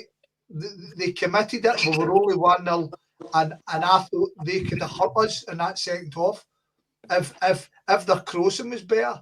They made some bad decisions. The big boy up front cut it back when probably a shot was on. I don't know. It was. I wasn't unimpressed with Dundee United. I mean, it's no great to watch. It's pretty turgid to watch, but a wee bit. I mean, you can't say in that second half that you felt totally comfortable. We were in a good position. I don't know what you think. Yeah, the second goal came at a perfect time for us. I was desperate for it. I agree with all that, Scott. I thought we were the complete opposite of the St Mirren game. I thought we were, good, free flowing, fast attacking football. The ball just didn't really drop for us in that first half, or just didn't quite get the kind of the openings that we needed. And the point about Ida, I thought Ida's looked pretty slow and sluggish the last couple of games. Maybe you probably nailed it better than me that he's playing a different way or whatever. And I just think the number 9 position or the centre forward's a bit of a problem, full stop, for us under Rodgers. Whether it's the personnel or the way we play, I don't know. But I thought we were good in the first half, and I thought we were going to come out and probably finish the game quite early. But credit to Dundee United, I thought they'd come right into it, and I was expecting them to get a goal and pull it back to 1-1. So I was mighty relieved when they came on and scored that goal. But it's just another game ticked off in it, another clean sheet, another win, another 3 points. Dundee United's having a great season under a manager who I was amazed when they took him on, given all the kind of failures that he'd had before that. But he was good. Obviously, was it St Mirren? I think originally he was good at. Yeah. So yeah, they're having a great season, and that game won't matter too much to them. And I thought I could understand why he left the big man on the bench for the start of the game, because he's not that mobile, is he? But and it paid off, I guess, in terms of they were in the game still by the time they brought him on. It was only 1-0, so and he kind of had a half a sniff. But without being too adventurous, I thought they were a decent team. They weren't as negative as some of the other teams that come and play against us, I didn't think. But yeah, just a job done, ticked off, for the game done and out the way. Can I also comment on the state of their fucking strips? Jesus. It was awful, man. Honking. Disgusting. I mean, that's your goal down, going out the tunnel. What the fuck? Thanks, Len Correct, but I see your point. No, but can you imagine wearing that strip and everybody going, what the fuck's that, dickhead? You know what I mean? Is that it? No, we're talking about him. The singing. Is that? Aye, 3 points in the singing. There's the positives. But I thought Bernardo done well to come on for that. Here's the thing. Just to go back to what Jason was saying earlier on about the midfield, but surely to God, we need to find a way to play him. Surely, even if it's only like as a stand in the mire for these fuckers who are out, because he's a fucking class player. But the really thing is, in Ibrox, I thought he was our best midfielder. He was the best midfielder. I said it in all my chats, and they took him off. I would have took the other two off before him in a minute. Hatate. Yeah. Hatate should have been off straight away. Yeah. Apart from his goal, Hatate has been dog shit for a year and a half. Like, no, a year and a half. That's fucking. I've had enough of him. Out the fuck. I've had enough of him. Fucking a year and a half. Come He has. Fuck you. But it's one game out every 3 or 4. You know, he's. See, if you go back a year ago or a year and a half ago, I would have said he's probably our most valuable player. I thought he was different. You were very, very drunk that day. Aye. But I'll tell you one thing. See, my love for Dies and Maeda, it's just fucking. It's at its ultimate now. He's my favourite Celtic player. No of all time, but see as it goes the now, see the full team the now, he's my man. I just fucking love the guy, man. He's fucking brilliant. He's mental, but he's just, and see the amount of goals he gets us as well. You know, goals and assists. Yeah, he's got quite a few this season. Aye. Just I like the way he just kicks people about, just fucking leathers people, do you know what I mean? And then just walks off all in. he's that way. He just stands up and just walks away with no emotion. Just strolls away. He doesn't run away. He just strolls away. He just fucking does somebody and just strolls away. Where Kyo goes up, fucking, you're right, pal, and all that. He's maybe getting a wee squeeze in the fucking under the armpits up there. You can't catch me.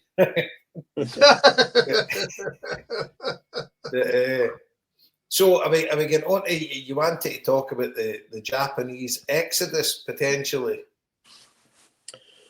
Yeah, definitely. Yeah. I mean, worth a chat. So someone had put a post on the Huddle board about what are the challenges ahead for Rodgers. I think it was just trying to change the narrative of will he stay, will he go, all that sort of stuff after the press conference. But we're really successful just now. We've got a really good team. We've said we've got a stronger squad than we had last year. We've probably got 17, 18 players that you can come in and you don't notice a material difference in the first team. And maybe on the back of Ibrox has probably brought a few things to light. But, not so much Maeda, I don't think, but certainly Hatate. You got to, for me, I wouldn't be bothered to see him leave at any point in time. I think he's a 1 in 4, 1 in 5 sort of player. He's either brilliant or he's hopeless. There doesn't seem to be too much in between with him. A lot of rumours about Kyogo obviously potentially leaving either in January or later on. And again, Kyogo is incredibly talented player. Some of his movement, some of his finishing is as good as I've seen since Larson, but he scored something like 2 goals in 14 months or something away from home. He's kind of redundant in lots of games that we play, which is not necessarily his fault. So, it's one to debate again, but he's coming up to 30. He's now the right time to sell him. If you can get 7, 8, 10 million for him. Hatate again, is it time to refresh the team from, he's been here 4 seasons. Rodgers, maybe, is it time for him to kind of shake up and maybe change 3 or 4 of the first team players with his own sort of players? I'm pretty sure that's what he'd want to do anyway if he's staying. So I think it's quite an interesting discussion on the back of Celtic don't really let players stay too long or overstay their welcome in terms of trying to get money for them and shake the squad up. So I just wonder what people thought about that. Initially, when you mentioned the Hatate thing, he's no producing it week in, week out. So I get that point, and I don't know how much we would get for him. I don't think it, but the way Celtic are doing transfers now, selling to some Brazilian team for about 22 million or something like that, probably. But I don't think he's, if he can cash in, and it's really tough, but that makes, see, like your top general managers in baseball, or getting back to that analogy again, but the top general managers in baseball will trade the top guys in when they see they're in the downturn and they've got a chance to actually, rather than just blind faith, keep them forever. So Aye, Hatate, I wouldn't be too gutted if he left, if we get a few quid for him. I still like the guy, and I think he's got magic in his boots at times when he's on form. He's different class, but we don't kind of see it enough. And that game at Ibrox was just brutal. But I'm not basing it in one game. He's turned up 1 and 3 this season. Yeah. You know, he's not been amazing. Kyogo, I absolutely love him. He's been one of the best strikers I've ever seen at Celtic. His movement and everything. But to your point, I kind of agree with you, because the way Brendan Rodgers plays, it kind of makes Kyogo a bit redundant in loads of games. Yeah. Whereas when Ange was a manager, everything went through Kyogo. He instructed players, well, it looked like he instructed players, find him, find the run he makes, and he was just scoring constantly. It was just, and I think from Kyogo's point of view as well, it's probably in his mind, he's probably want to leave, because the way we play, it doesn't really suit him. You know, because we don't try and find them. You know, the midfielders aren't constantly looking at Kyogo. They're playing sideways passes, or whatever way they're set up to play, and it's not really going through Kyogo. So I can kind of see that. And if you were to get heavy money for him, then the way we play, and if Brendan Rodgers is going to be there for the long term, I don't disagree with it, and I would be absolutely devastated to see him go, because he's, in my mind, he's the best finisher, he's the best striker in Scottish football by a country mile. Yeah. I don't think there's anything even close to him. Here's my but. Right. To go back on your point about Celtic being business people. Yeah. He's turning 30. Yeah. So you have to sell him. Aye. No, I get that. If you're getting off with 10 million, surely, I mean, that's a no-brainer, surely. No, I cannot for the life of me understand why Ange didn't come in for him. Right, me too. And take him down there. He could do a job for anybody in the English Premiership. Anybody. Yeah, the Man City rumours weren't daft, were they? I mean, I know there were rumours, but you could see him even at a club like that. He could play in any team in the world. See, for the next couple of years, he's still got that. He could play in any team in the world. Obviously, depending on the way they play. Yeah. But if you play the similar way Ange played and that, and you look for him, and he's outstanding. He's an amazing football player. And I would be devastated if he left us. But I get the point. If you're a businessman and you're going to, and if the chances are that he's maybe wanting to move, and because obviously he's wanting to cash in as well. This will be his last contract, and he's Japanese. He's not a Celtic fan. You know, he obviously loves us and whatever he's done here. But I would be absolutely devastated to see him leave. But I don't disagree with anything you said, Liam, to be honest with you. It should just be interesting if Kyogo, Hatate, Taylor, they all move on. That's kind of a bit of a chunk of the Ange team, isn't it, really? I do think Rodgers wants his own type of striker, or his own striker, definitely. And Tierney back in the team would be massive for us. So, and I think the midfield, we said it's our strongest part of the pitch, but we are missing a bit of we haven't really replaced the Matt O'Reilly kind of creativity yet, have we, in the team? The kind of goals, assists, and that just kind of behind the front two, really. And Engels was looking much better again with them runs into the box the last couple of games, but I think we haven't quite replaced that bit of creativity in the team just yet. Aye. It's funny, nobody even mentions Matt O'Reilly now, you know, but I thought when he left there'd be a massive gap in the team, but as a team we're playing better now. You know, I think, I mean, you're saying you were bored watching games and stuff like that, but we're an absolute efficient machine now that's just dispatching teams left, right and centre. And I don't think he's a big miss because of the way the rest of the guys are operating. But I think, Jason, it goes back to, sorry to interrupt you, it's back to Scott's point he made earlier on. Like we are, but we're a bit mechanical almost, you know what I mean? Rather than, I think we are missing a bit of that Jota flair and O'Reilly flair and Kyogo, you know, in his prime sort of thing. I think it's... So at the start of the season, we were playing like that. We were amazing to watch, but we've definitely tapered off the last couple of months, haven't we?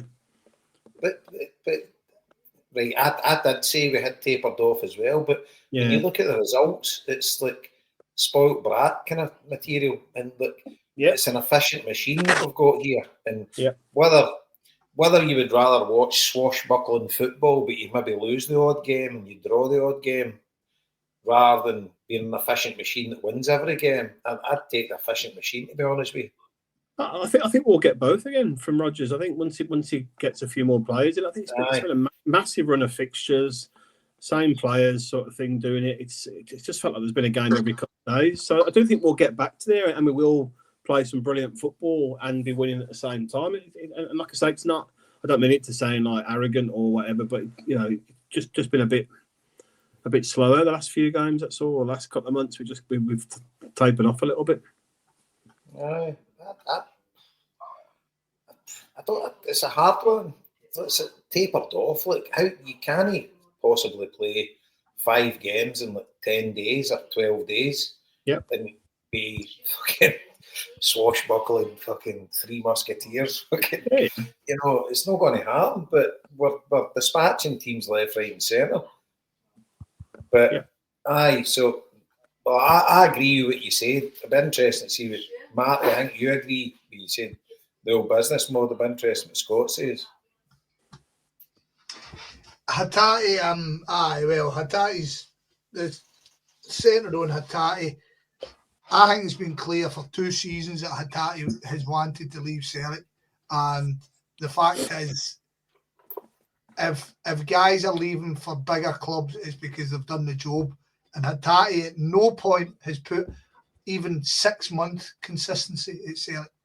And I'm at the point, I mean, he's a great player on his day, an absolute great player, but there's a reason when we signed him, he cost, fucking 800 grand, and he was a utility player. Do you know what I mean? Yeah. There's a reason for it, and we're seeing the reason now. He's been a very good player for Celtic in parts, but in terms of, is your future. He really is your future. As I said that when we signed, we actually got more. If he was getting a game for Benfica and he was the captain of the Portuguese under-21, that boy would be going for 50 million to Chelsea or something. Yep. Right? So we've Bernardo, you mean no Boyata? I say Boyata, fuck, I've had the big man stop my head. He just get released, by the way, we should get him back. Everybody else is fucking coming back.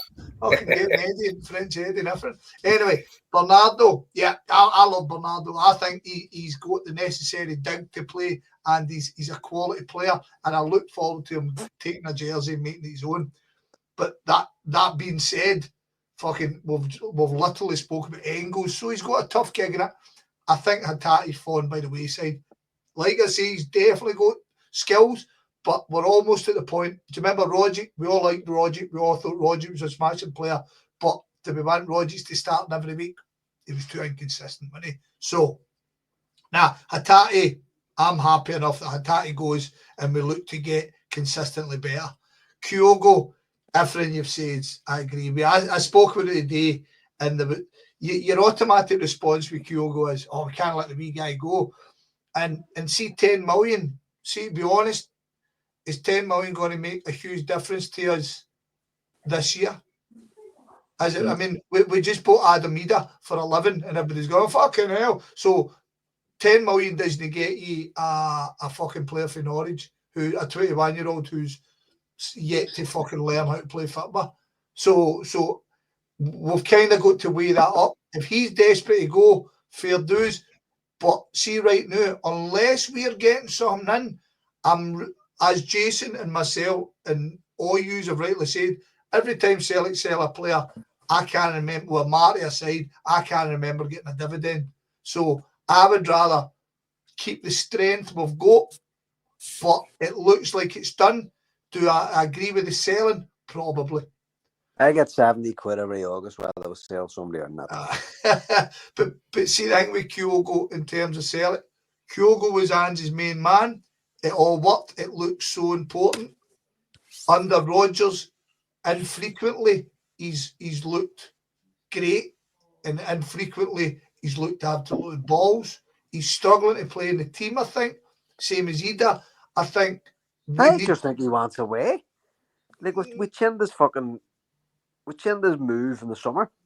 But he changed his agent, didn't he, last summer to get that move as well. So we fucked it for him. So he's. Is that fact? But is that fact? Yes, of course it's fact. He changed the agent. He changed his agent. No, the agent. But was it fact that he was wanting to move in the summer? That's the story. You don't change your agent if you're happy where you are. You change your agent to get a move somewhere where the agent has contacts. So and that's the story. The story was he was offered 45,000, and we said no because the club that were banning him didn't meet our valuation. If they had, he would have went away and all. So I have some news for you, Mr. Higgins. Do you mean hold on? You jumped into me, you dick. Yes, I know. Fucking hell. I have some news for Mr. Higgins. Right. David Moyes has agreed a deal to return to Everton as manager following the departure of Sean Dyche. I knew that. That's what I was going to say. We'd maybe talk about Everton at the end of the podcast. All right. You've interrupted me for fucking old news, you wee specky, did you? Well, it's only come up on Sky Football Sports, so Jason must you just told us about an equaliser half 25 minutes ago. 2 years deal, Billy McKinley. Jason must have a bat line to fucking Goodison. Of course he does. Yeah. All right. Talk among yourselves. Go ahead. Can I continue, sir? No. So, in essence, I think his time's done at Celtic. He goes with a big fucking good luck, but I wouldn't be quick in letting him go unless we know we've got something else in. I'll be glad to see the back at fucking Scooter son. Scott, do you know, on the reverse of that point, I think until Kyogo is going or we've agreed to go, it's going to be hard to bring in a new centre forward for Rodgers because he's not going to bring a third one in, is he? Like a third main striker. So it's kind of like you're playing a dangerous game there, kid. Yeah, but I think we're only going to be willing to let him go if we've got somebody lined up to. So that's basically my point. Yeah, but so what? Right. So what I was trying to say was, if let's say Kyogo wasn't going. You're just another guy interrupting me to give me shit, yeah? No, you'd finished. You'd finished. Fuck you, you're grumpy and Brenton Rodgers, then I'd fuck up. Because I'm not drinking. I'm going to get a beer. No, you've actually put me on the beer. Fuck you. Get a pint then, you Scott. But I think, I think we need him to go to bring in whoever he's going to be Brendan Rodgers' kind of, new striker or preferred kind of player up front. So it maybe just suits all parties for this to be happening just now. No. I mean, if it's in the pipeline now, it's in the pipeline. As Jason says, it's going to be one of the ones. I think it's the time to go. The time has come to part my love, but I think it's best for both parties. But I'm going to celebrate the fact I got to watch a wee man in the hoops. He was fucking dynamite, absolutely 100%. And one really important thing about this transfer window, I know we often downplay the January transfer window, but we need to be using this window to get ready for the playoffs and the Champions League playoffs this summer. Because we don't really sign players early in the summer transfer window. And we are going to be in two rounds at least, aren't we, I think, in the summer? And this summer we get the playoff, do we know?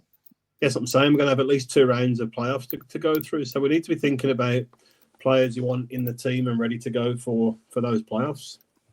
2 rounds of playoffs? I thought we were in the playoffs. I thought we had at least 2 sets of qualifiers.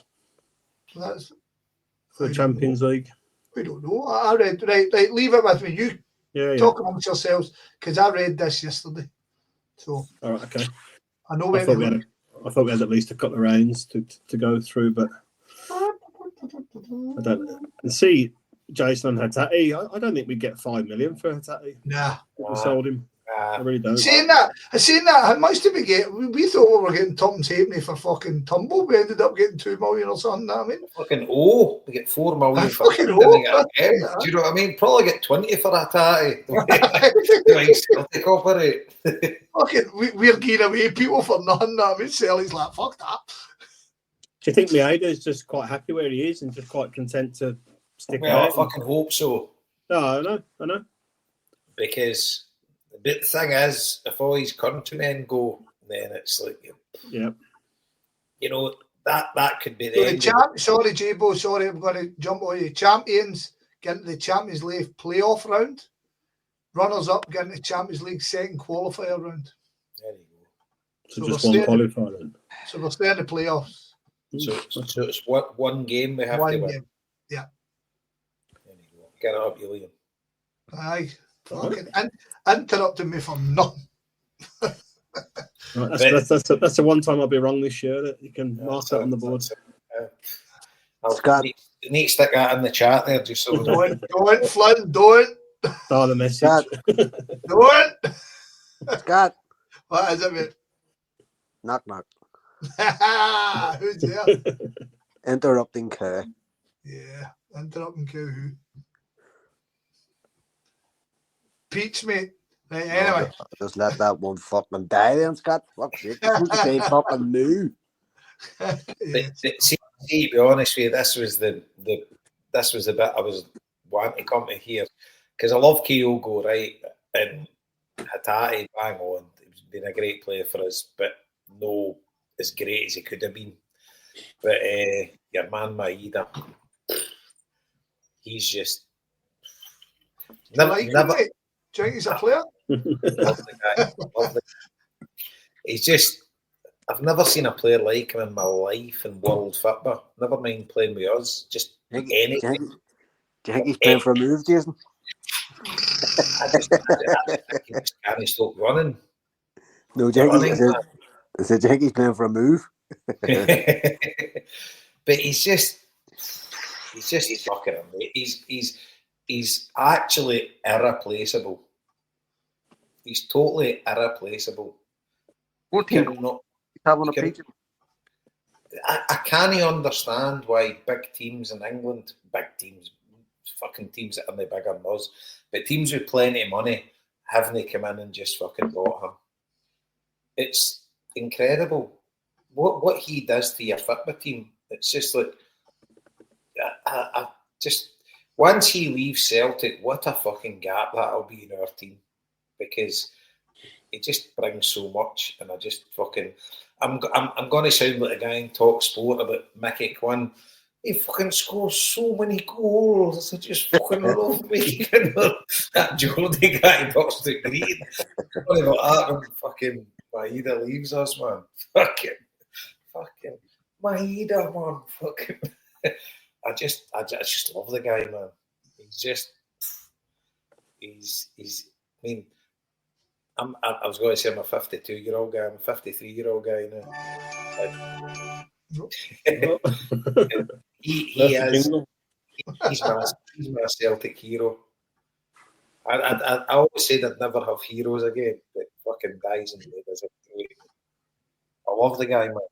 Fucking, just fucking, he's unbelievable. It's kind of like the definition of a cult hero, but like a very successful one. Do you know what I mean? He's so different to anybody else we've seen. He's totally different to any football player on the planet. Transcendent, Jason. That's what he is, mate. That's it. There's another word there, Scott. Add that to the dictionary corner. Wee Susie Dench is fucking looking up and But I just fucking, I don't know. I mean, obviously I've got fucking massive fucking. What do you think about him? Well, I was always very critical of Maeda, but he's having a fucking outstanding season. And like they were saying it on Sports Sound the other night, like he has the odd brain fart in front of the goal, but you cannot fault the fella for effort. I mean, his effort is outstanding, and he's 14 goals from the wing this season. For fuck's sake, like if that was in the 90s, he'd been like the fucking greatest player we've ever seen. Do you know what I mean? He's just having a very, very productive period again. He could be playing for a move. He could be trying to bump his figures to get moved somewhere else. But we just need to enjoy these players while we have them.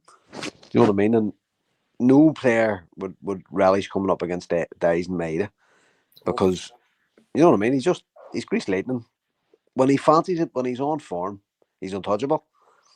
Do you know what I mean? And he has, like, I've always been don't hate him or anything like that. I've always been very critical of him. Didn't always said that he was more of an athlete than a footballer, but he has 100% improved. Like he really has. He is a better footballer now. So fair play to him. He's applied himself. He's absolute workhorse. And like we've all seen players who play for Celtic who've got off with fucking murder because of the work. Do you know what I mean? Because they put the effort in, whatever else, and they may be fucking brutal. But it's only Christmas time and you've 14 goals in your pocket. I hope he ends the season with 28 goals. Do you reckon Rodgers has a big part to play in that, Marty? About him becoming a better football player?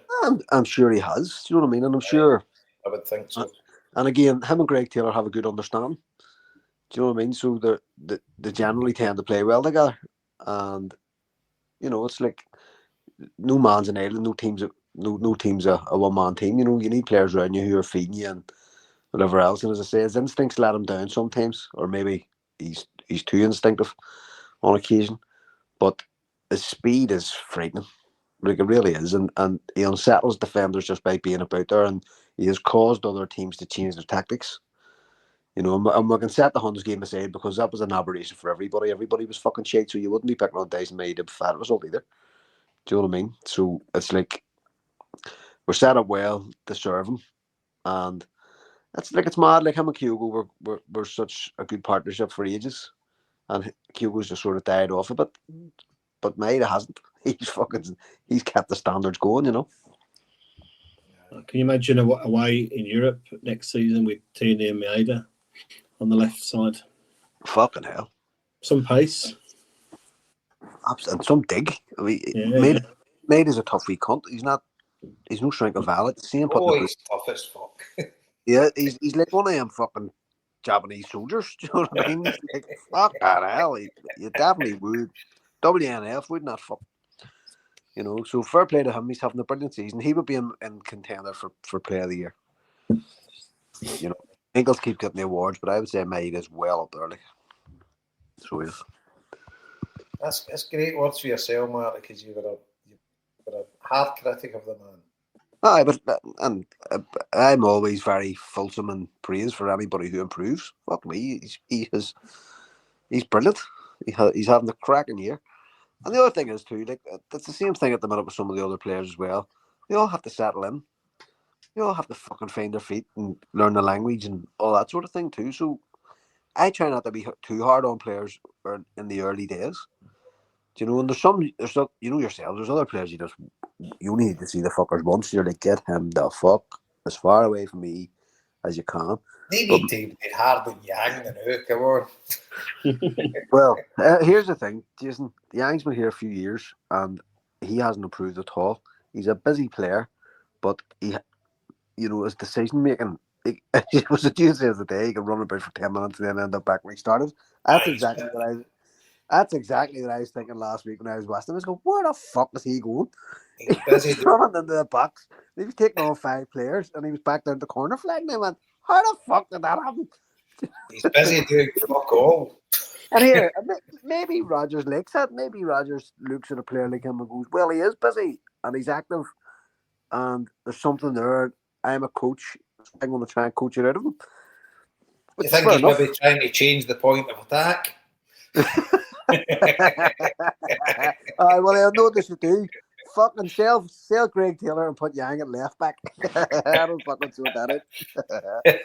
But you know what I mean? And like Palmer's the same. Palmer has ability. Like you can fucking see that guy can play football.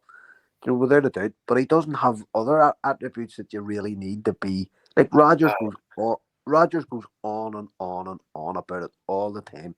About the attributes that you need to be at the top of your game. You need everything. You need dig. You need ability. You need smarts. You know, you need to have a certain temperament. You need training.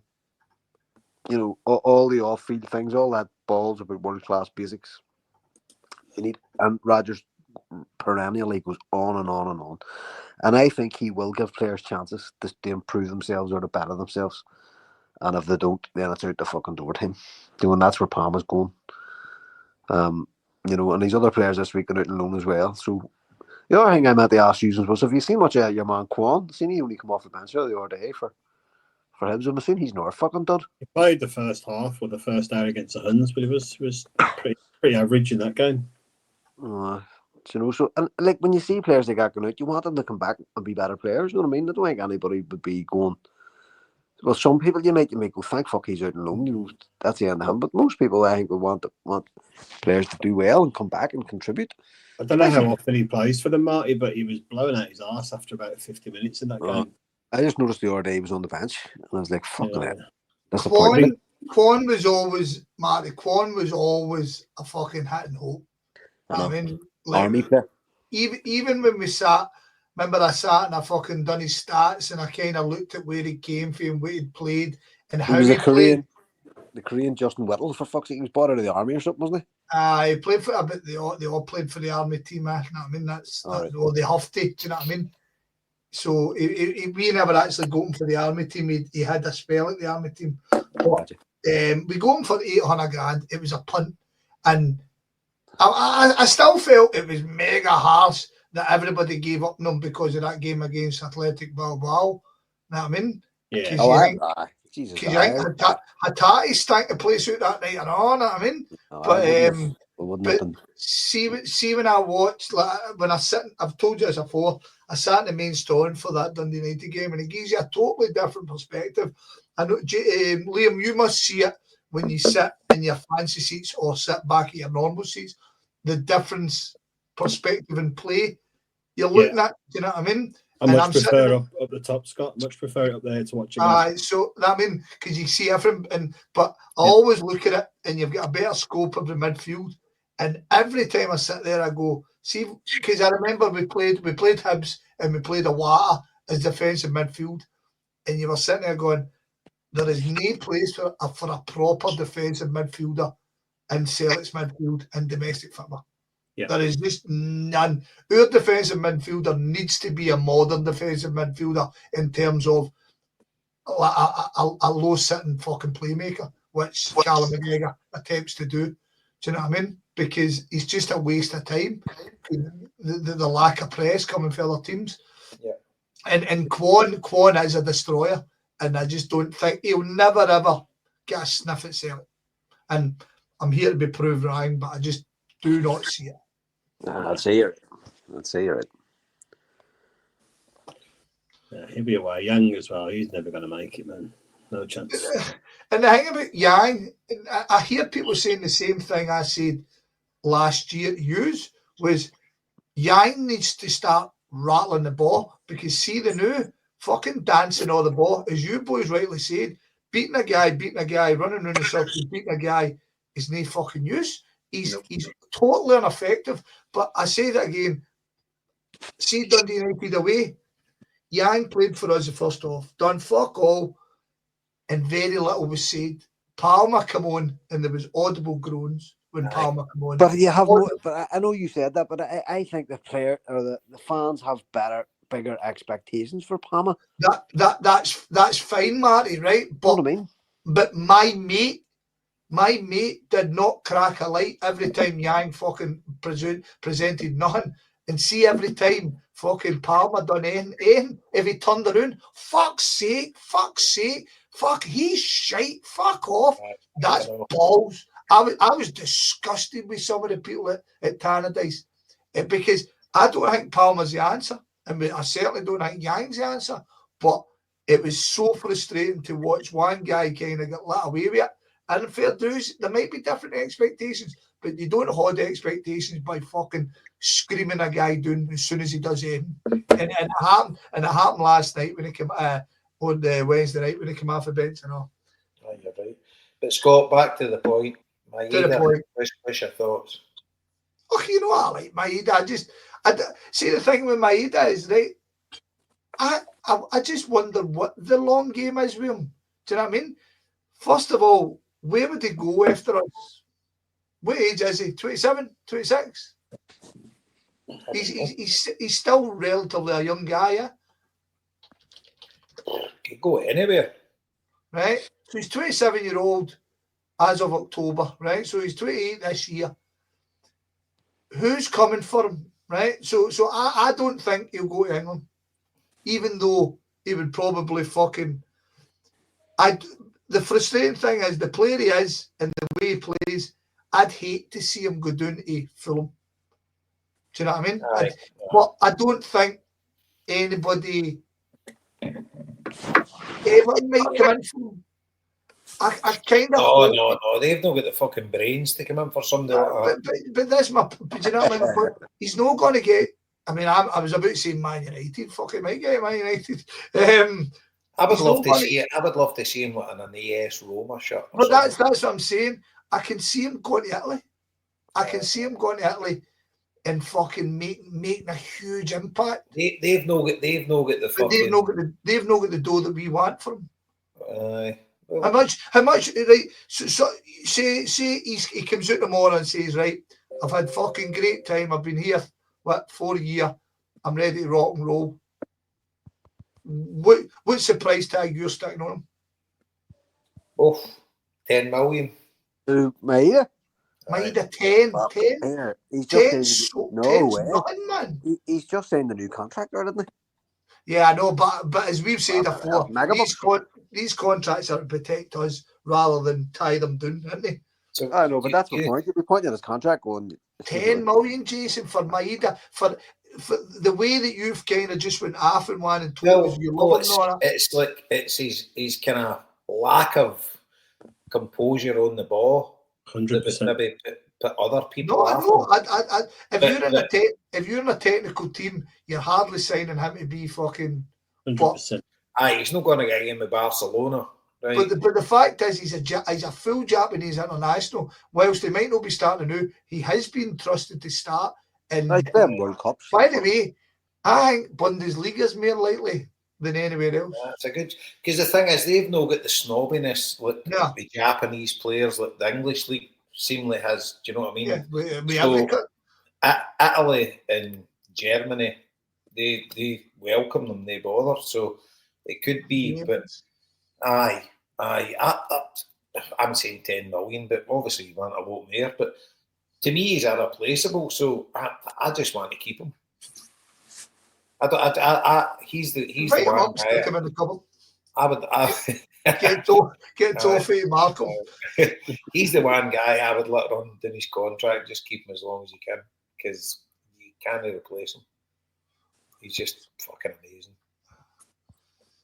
But I just anyway, how negative are we? Fucking Celtic's on an unreal selling half a team. I know. By the way, the Mora, right? There's big talk on Radio Clyde about the team, right? Obviously, we've got injuries or illnesses or whatever it is. So we've no wingers. Yang's the only winger, right? So in Radio, you don't want to know what I think about Maida. Sorry, Liam. Sorry, mate. Sorry. I'm kidding. Sorry. On you go, mate. On you go. No. Liam, on you go. Look, I think everything you've said about him is absolutely spot on. He's a complete and utter maverick. He's like a player we've never seen before and we'll never probably see again.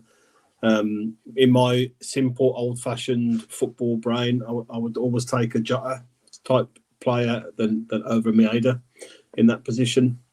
I know I said that a couple of years ago and nearly had a heart attack when I said that. But that's the sort of style of player I like to see in that position. Yeah, I just mean I like to see someone that's a dribbler, beats people, takes people on in the conventional way, I guess, rather than more so. And that's not a criticism of me either. It's just my preference for a player. But it's incredible. He's so unusual. I don't know. I think I agree with you, Jason. I don't think we would get a lot of money for him. I know, Scott, maybe you think different there, but just because he hasn't got that kind of technique or that technical ability in beating players and such. I mean, if you think back to... I do agree with you. I agree with you. Right. Oh, it was more because Jason's been fucking... right, got you. Okay. Do you know what I mean? And let's be honest with it. As I said earlier on, we're almost at the point that 10 million doesn't buy his worth to us. Yeah. So it's not... I mean... The only, as Jason's rightly said, and I kind of agree, I think we're at the point with Maida, he's welcome to stay until the day he goes undone. Aye, that was kind of my point I was getting to, Scott. And just about what Liam said as well, I don't think we would get much more than 10 million for him, but I think it's worth just swallowing the 10 million and having him for another 2 or 3 a lot years. More. Yeah.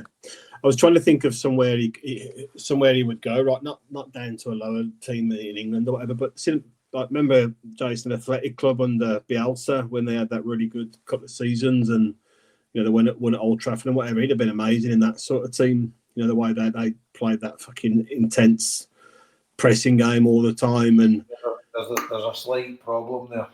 Oh, no, I know. I'm trying to find it. He's Japanese. Yeah. I thought they signed players from the Highlands, mate, so I was thinking they might be able to get him in there. So unless he's a Basque grandparent of that, no, it's possible. But I'm just trying to think of a team like see the way Zagreb played against us, where they just sat back and like counter-attacked completely. But you don't really see teams at the top level play that kind of constant counter-attacking play anymore, do you? Really, I suppose. But Germany, Leverkusen, they play quite an high intense game, don't they?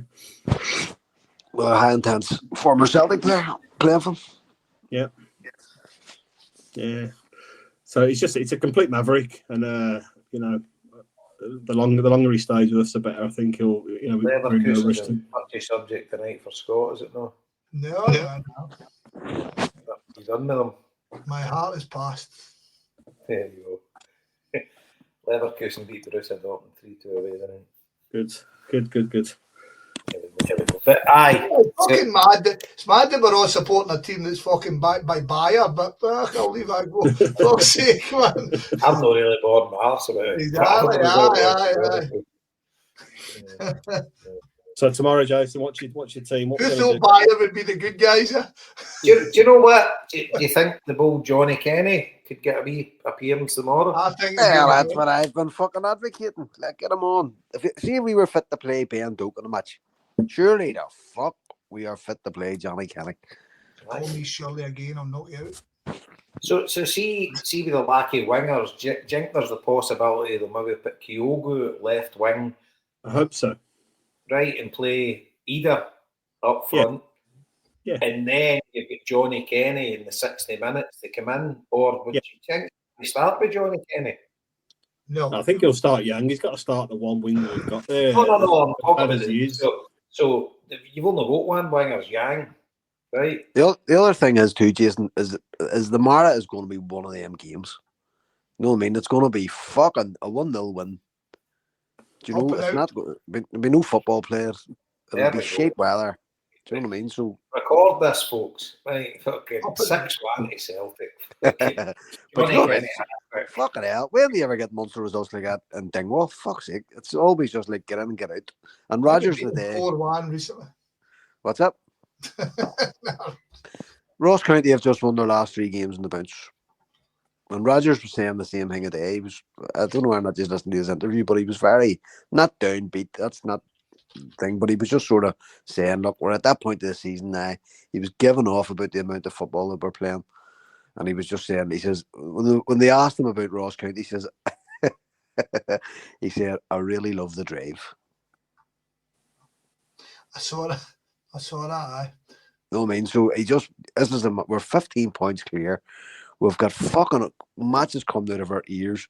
We're all now looking towards young boys. We've a match on fucking Tuesday. Do you know what I mean? It's just get in, get out, no more injuries. Play whoever the fuck you have and just do the job. Just win. Fuck yeah. Yeah. I'm with him. I'll buy that for $1. I'm with that guy. So it's just like, no, I mean, we won't even remember this match because we have another fucking match in 3 days. Do you know? I mean, they could easily play 3-5-2, couldn't they, or 5-3-2, whichever. Well, no, there was people saying today, Liam, on the huddle board, put fucking Kyogo and Ada up front together. Yeah, do it in that way. Play 3 at the back. 4-4 fucking 2. What do you do in 60 minutes? Fuck, as you say, hopefully Johnny Kenny. No, you but bring Kenny on. Yeah, you bring hopefully Kenny by on. 60 minutes you're 4-0 up. Fuck you, you know what I mean? Hit the ball up to Ada, get him to head it down to fucking Kyogo and tell Kyogo to score it. I know. That's old school.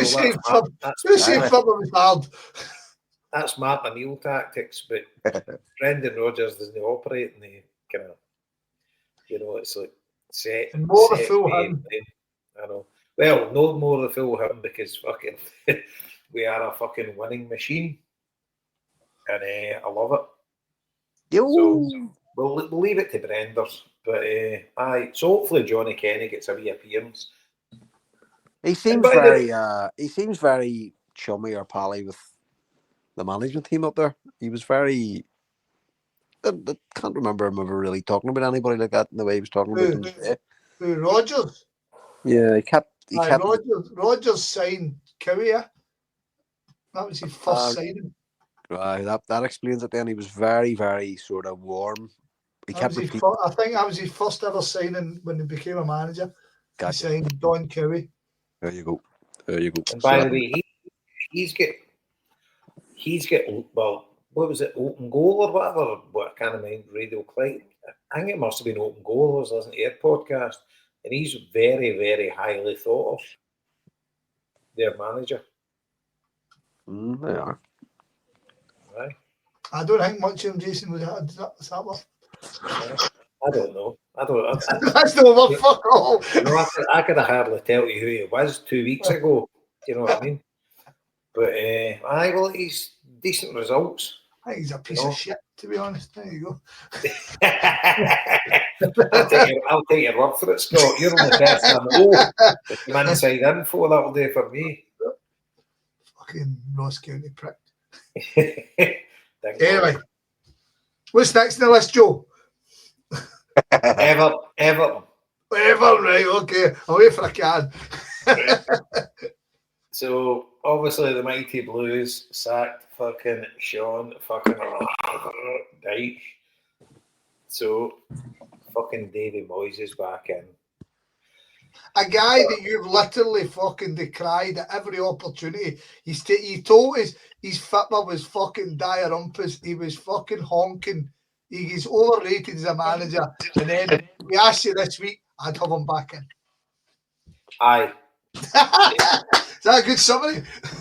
And you know what, right? I'm fucking totally torn here, right? Because all that talk of Mourinho was never happening because I'm freaking group fucking Oni Roma as well. Sacked him, so never getting him back in.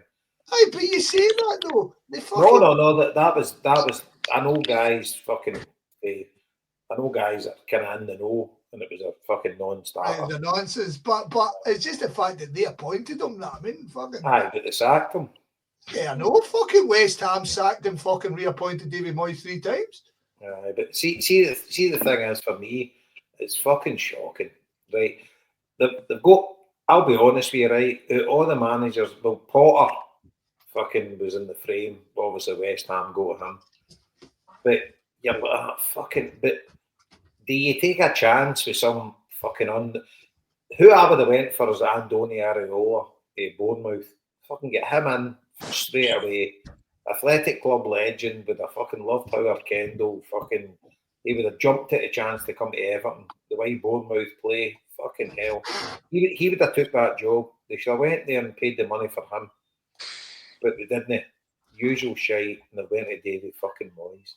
But all the candidates were there. I reckon Moyes has got the best chance out of a lot of them to keep Everton up. And that's the only thing I fucking care about. But you know the other thing, it'll fucking kill me if Everton walk into Bramley-Moore Dock next year and David Moyes is leading them out. Fuck. He's a cunt. But I think, see for the 5 months it's left, I reckon he's the best chance to fucking keep them up. Because that's all they need. Because I reckon it's well dodgy now. So where are these now? He's sitting, out of the 20 teams, you're sitting in 16th. He's 1 point above Ipswich and Wolves, who are 17 and 18. And Wolves are starting to play. And you're 3 points ahead of Leicester. And Leicester have no 1 in 5. Southampton are fucking 6 points. They're gone, right? Ipswich Town can get results every now and then. Yep. Wolves again are. I think Wolves are on the up. Well, they've won a couple of games recently, which is one up. 3 on the bounce. Yep. I think Wolves will get safe. He's a good manager, that Ipswich boy. I don't know why he didn't go for him. Wolves get beat off in fucking Nottingham Forest. But Nottingham Forest are fucking brilliant. Yeah. Well, they drew Tottenham 2-2 for that. Keep going back. There'll be some All right. So the 1-3 in the bounce before. There you go. Yeah. Well, you know, but you can't just say I had 1-3 in the bounce, man. 40 fucking year ago. They got a new manager in, but the new manager's come in and fucking done wonders for them. Even 4 weeks ago. Come on. Victor Pereira's fucking bonkers. Do you know I was championing him for manager when we got Ronnie Dyer? He's a fucking lunatic, man. But I'll tell you, but I think Moyes could come in and just fucking the old heat there. I think he'll fucking sort them out. I think see, to be honest, Jason, forget his fucking last spell at Everton. The recent spell at West Ham dictates that he isn't a bad manager, right? He might be fucking turgid to watch and stuff like that, but I mean, he's got a game in hand on everybody around you. Who's the game in hand against? Liverpool. Oh, well, we'll forget that then. Yeah, imagine he got a result, but fucking hell. Sell your soul for the devil again. Paddy Parry. See, to be honest with you, it's all about just staying up. It's fucking the unthinkable. Can you imagine it? The last season that fucking Goodison Park relegated. You could have two of Moyes' clubs get relegated this year. Them and Man United. See, to be honest, I think Leicester are in a shaky wicket. I mean, their appointment of Van Nistelrooy is fucking bonkers to me. I mean, they could have probably done with getting Moyes in. Aye, and that's the thing, Scott, right? You don't gamble at this stage of the season, right? See, when you're fucked, you get somebody in. By the way, Sam Allardyce would have been, I took him. He would have fucking reaching, kid, man. It's honking to say, but he'd have kept him up. You know, and it's a horrible thing to say to you because I know how much this club means to you and all that, right? But see, what you just said there, why is the Bournemouth guy coming to Everton? Because Everton are fucking massive. See Areola, see if Everton came for him, he would have came. Because he'd have been schooled on Everton. Fucking see athletic club players. Howard Kendall's a fucking hero. Right, I get that. Right, but Everton's a basket case of a club. The fucking squad is ganting. There's a good chance to get relegated. And Bournemouth are sitting in 7th place, putting some results together with a decent squad. Right? I don't disagree with you that Everton dwarfs Bournemouth. Dwarfs the fucking... The club is bigger than the fucking city of Bournemouth, right? I'm with you 100%, but fucking football-wise, right now, it would be bonkers to jump to Everton for Bournemouth. Yeah, and he gets to work with Ryan Christie every day. So. Yeah, exactly. And it's fucking sunny down in Bournemouth. Exactly. I know, but it's like, see, to be honest with you, Davy Moyes to me was the best sort of appointment they could have made. At this stage, I missed the start of your chat. Is it just to the end of the season, or is it a longer thing than that? 2-year deal. Right. Well, okay. Holocaust. It's fucking. It's like. But what do you do? As long as it keeps. Did you say he's got a 2-year deal? 2-year deal, Billy McKinley is his assistant, and Davy Weir is the director of football. Oh, fucking, there you go. And the thing is, Davy Weir's been doing brilliant with Brighton, right? But that's no Davy Weir, that's that Tony Bloom's fucking computer that's doing it all. The computer. You know, it's that fucking Moneyball stuff that Brighton have got going on, which is brilliant for them. Would you have preferred Potter? Do you know what? No, that would have been a massive. That would have been a massive gamble. Oh no, I think he's brilliant. Aye, your team battled them tonight, so you can't be that brilliant. Yeah, his first game. I'm really at fucking. I don't care. Do you know what? See, Davy Moyes, he's a kind of solid bet. You know, it's like I would just that he's the least risky gamble to keep them up. He knows what to do, and he'll have the respect to the players and stuff like that. And He knows the city, fucking all that shit. But I think he is. I mean, the thing is, he will fucking be absolutely buzzing the new, because once it went sour with Man United, he's like, why the fuck did I take this job? Obviously, he made plenty of money, right? But he had a good thing at Everton, right? Fucking he had a right good thing at Everton. And then he went to Man United and all just went fucking peak tall. And obviously fucking won a European Cup with West Ham, etc. But he'll be massively passionate about this. And that was the thing for me as well. You know, he must love Everton. And I think it was the best thing, just for the situation they're in. If Everton are middle of the table or whatever, Dyche was a fucking... No, what Dyche said. It was, come on TalkSport this morning. I was driving Rory at the train station. Come on TalkSport, and then when that freaking group pulled Dyche in, right, they said to him, having a conversation about what the future... No, he says, I think I've took this club as far as I can take them. And then they says, are you going to resign? No. What the fuck? I mean, obviously you're not going to resign because you're getting a fucking wedge. But came out with a statement, I've took this club as far as I can take them. Right, but Jason, do you not think that, I mean, like Scott said, the squad's fucking awful at Everton just now, right? He's had no money to buy players most of the time he's been there. Listen, it's not... Maybe that's what he means by it, though. Like, he's got as much of a tune out of them players as he can. Nah, listen, that squad of players could finish mid-table with a good manager. Without a doubt. Aye, without a doubt. Without a doubt. That young boy that played with fucking Sheffield United at the side of Marseille and Dea, he's fucking magic. Yeah, he's good. There's a few players there that fucking bang on. You know, Ngea, fucking, there's a few of them, you know, they've got good players there.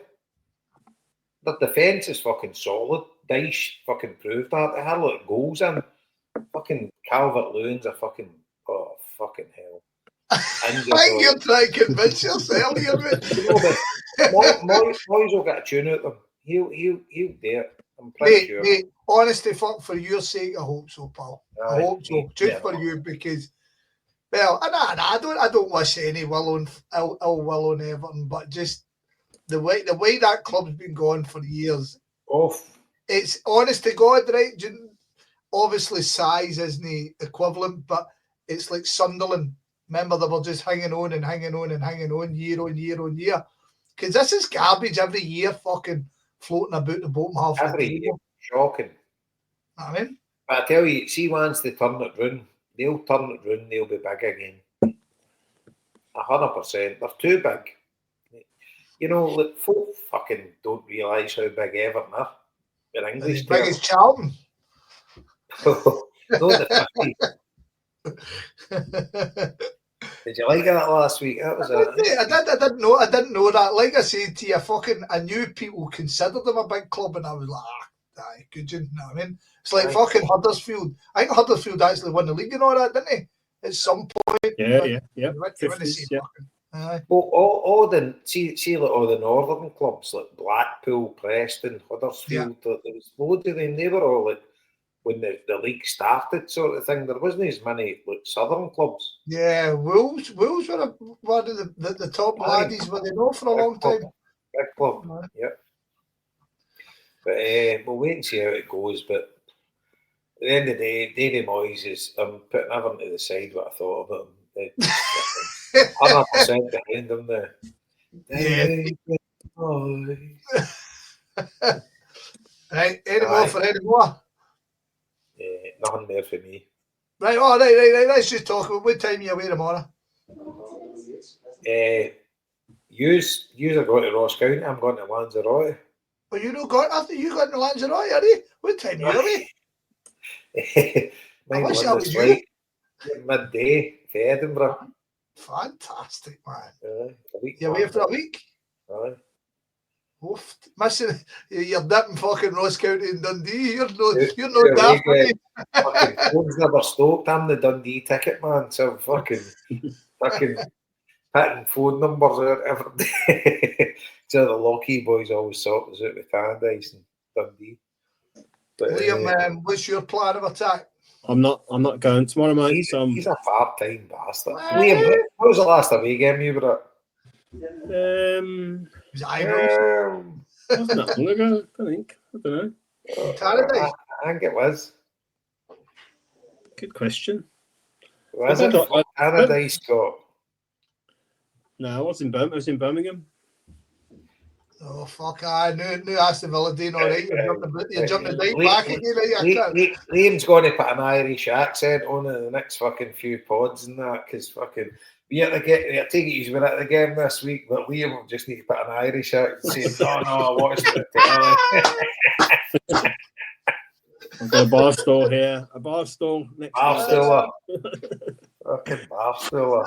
Yeah, no, I'm not going. Only chump getting up, man. Fucking hell. I'm off the bevy, so I wasn't going to do 8 hours on the. Mate, we're all half a bevy. I'm not. I'm fucking sitting here, boo. We're all half. I'm getting back. I'm getting back on after talking to you tonight, Marty. You're doing my none. I just looked at the chat there. Connor Rowan. With the amount of money Everton have spent, do they not kind of deserve to be relegated? Listen, Connor, fuck off and listen to Axom or something like that, right? Oh, wait a minute, because only Axom will be talking to, listen to your bra. Jump the dyke bastard. Give me a couple of zippers and that. Go here, couple of zippers. See if we can get some of that cut on, we might get more stuff off him. One of the Axom contributors was in Belfast ways, wasn't he, Marty? Yep, JP. Big John Paul. You're a listener, so I don't know. But you never tell us about your trip to Belfast. We've not spoke to you. How did it go? It was good, mate. No dramas, no that. Which you guys know me well. I fucking generally I go away and something fucking happens. That's because his fucking wife was with him. Nah, there was no fucking drama. Mrs. McCord was with me. Nah. Marty there, I've already said thanks to him, but fuck me, what a setup they done for us. So we landed. So we thought the game was at 12, usual 12:30 kick-off. So we booked the 7 o'clock flight in, and we booked the hotel and all that. And then fucking you fear, no, the game's starting at 3, and I was like, fuck.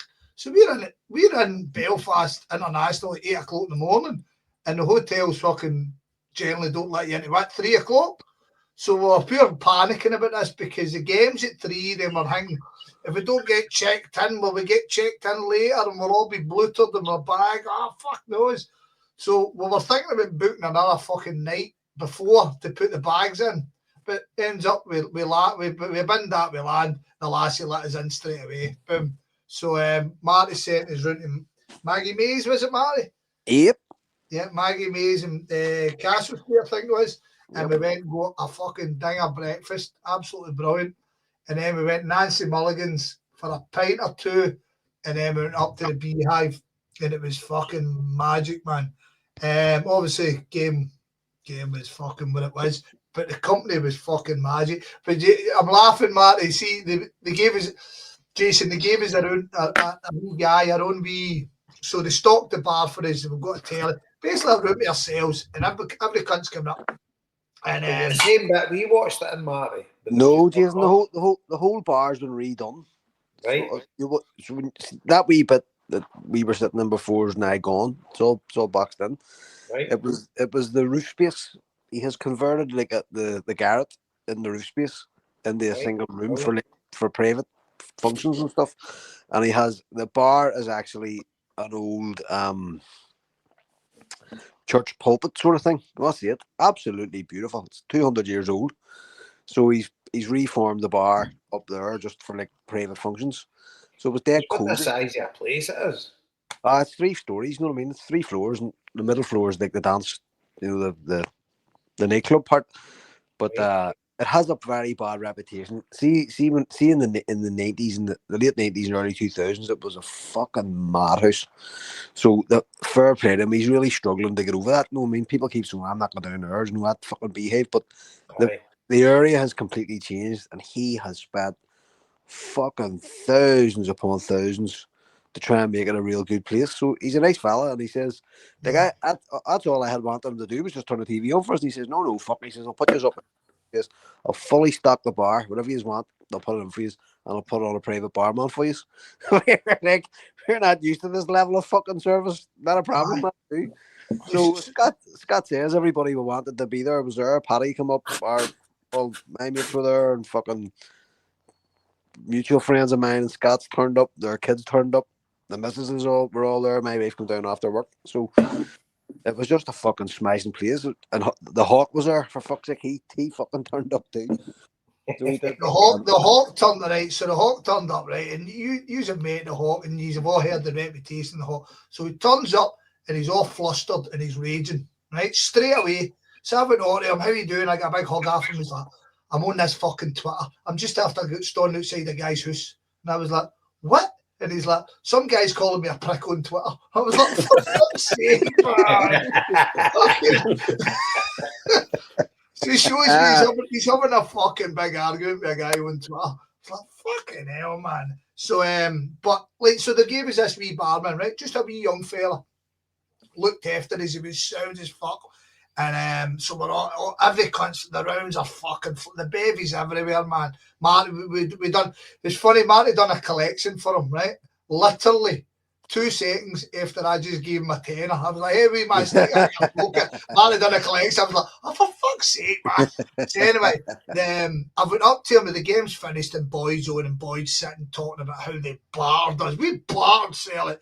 And I was like, get this cunt off. And I went, here, young man, stick some tunes on her. And he's like, you want music on? I was like, stick some music on. And he stuck fucking MTV on. I was like, keep the fucking controller, you clown. I don't want MTV fucking on now. Stick some Evo tunes on.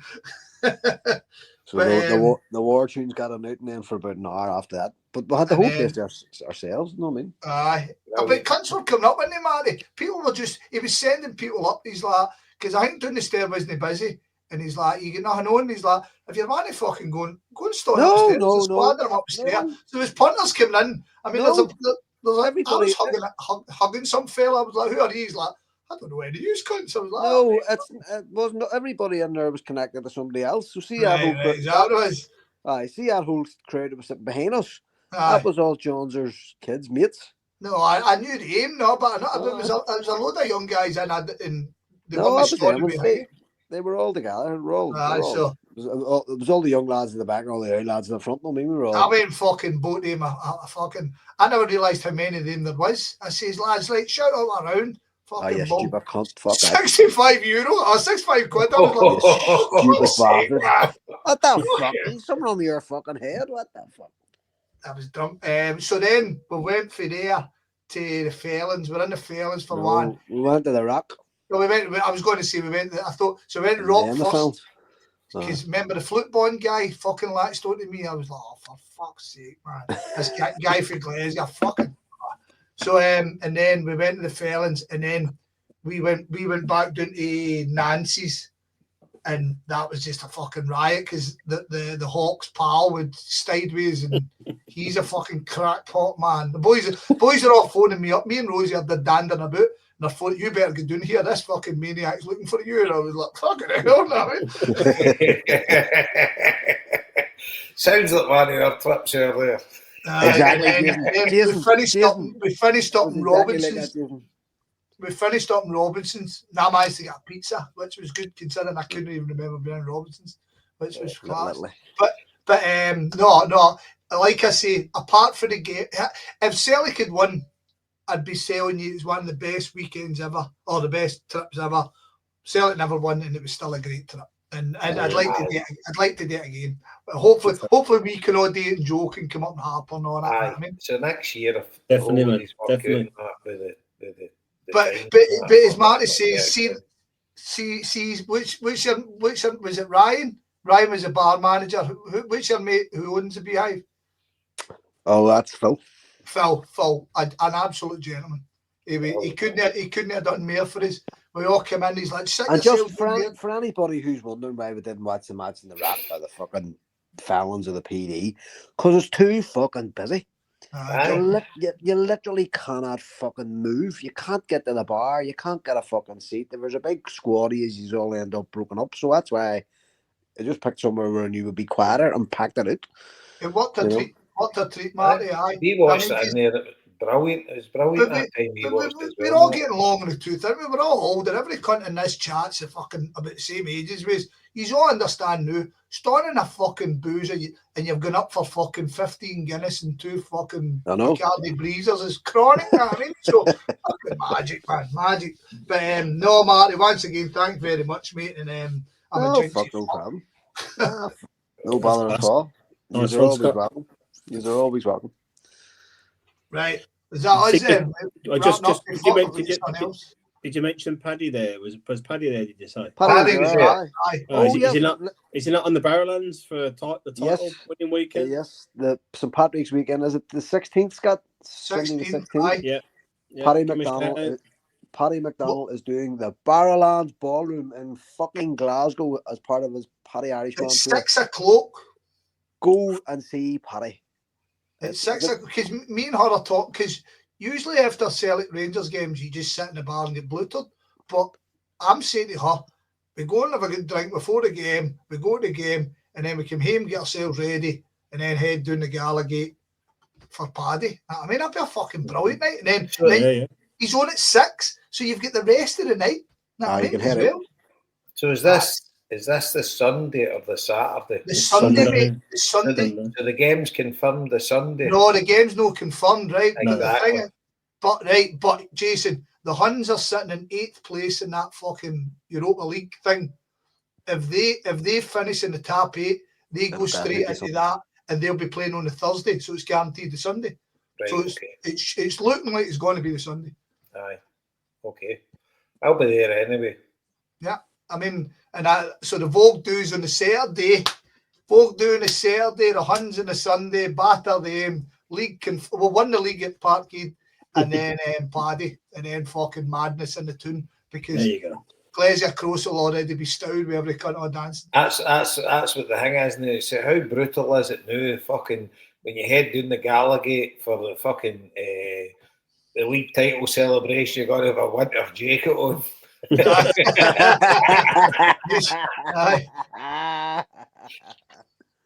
of your open top bus ballies getting hit with snow. Fucking snowballs. Fuck's sake. I reckon next year, but Liam, I'll take you up, mate. I think for the raffle next year for the Christmas appeal, I think the can coat's going in. I think you can't get rid of that can coat. Telling you. I think the can coat's got to go in, and the little coat's got to go in as a booby prize as well. Sorry, the little coat was passed along in the last week. The little coat. It's still with the fucking tag on it. I think the can coat should be in instead of the Versace bag. Scott or Jason, listen, hold on, wait a minute. I completely disagree, right? The can coat, we should have a cordial from Celtic Park to the People's Palace, and we should hand it over with Billy Connolly's big banana feet and the can coat in the same display. I was actually thinking when the Tommy Gemmell statue gets unveiled, hopefully the 25th of May this year in Craig Nuke, I reckon I might raffle the can coat that night. Put that can coat on him. Do you know what you should do, Jason? No, you should do. You should get everybody to line up like a parade, right? And everybody, a load of people on one side, a load of people on the other side, and you could just walk down with a can coat and just hand out cans to every cunt, man. Well, as long as there's no more than 16 people there, I can hand out a can to everybody. 8 in each pocket. Brilliant. Right, perfect. Have a great holiday, Skip. Be good.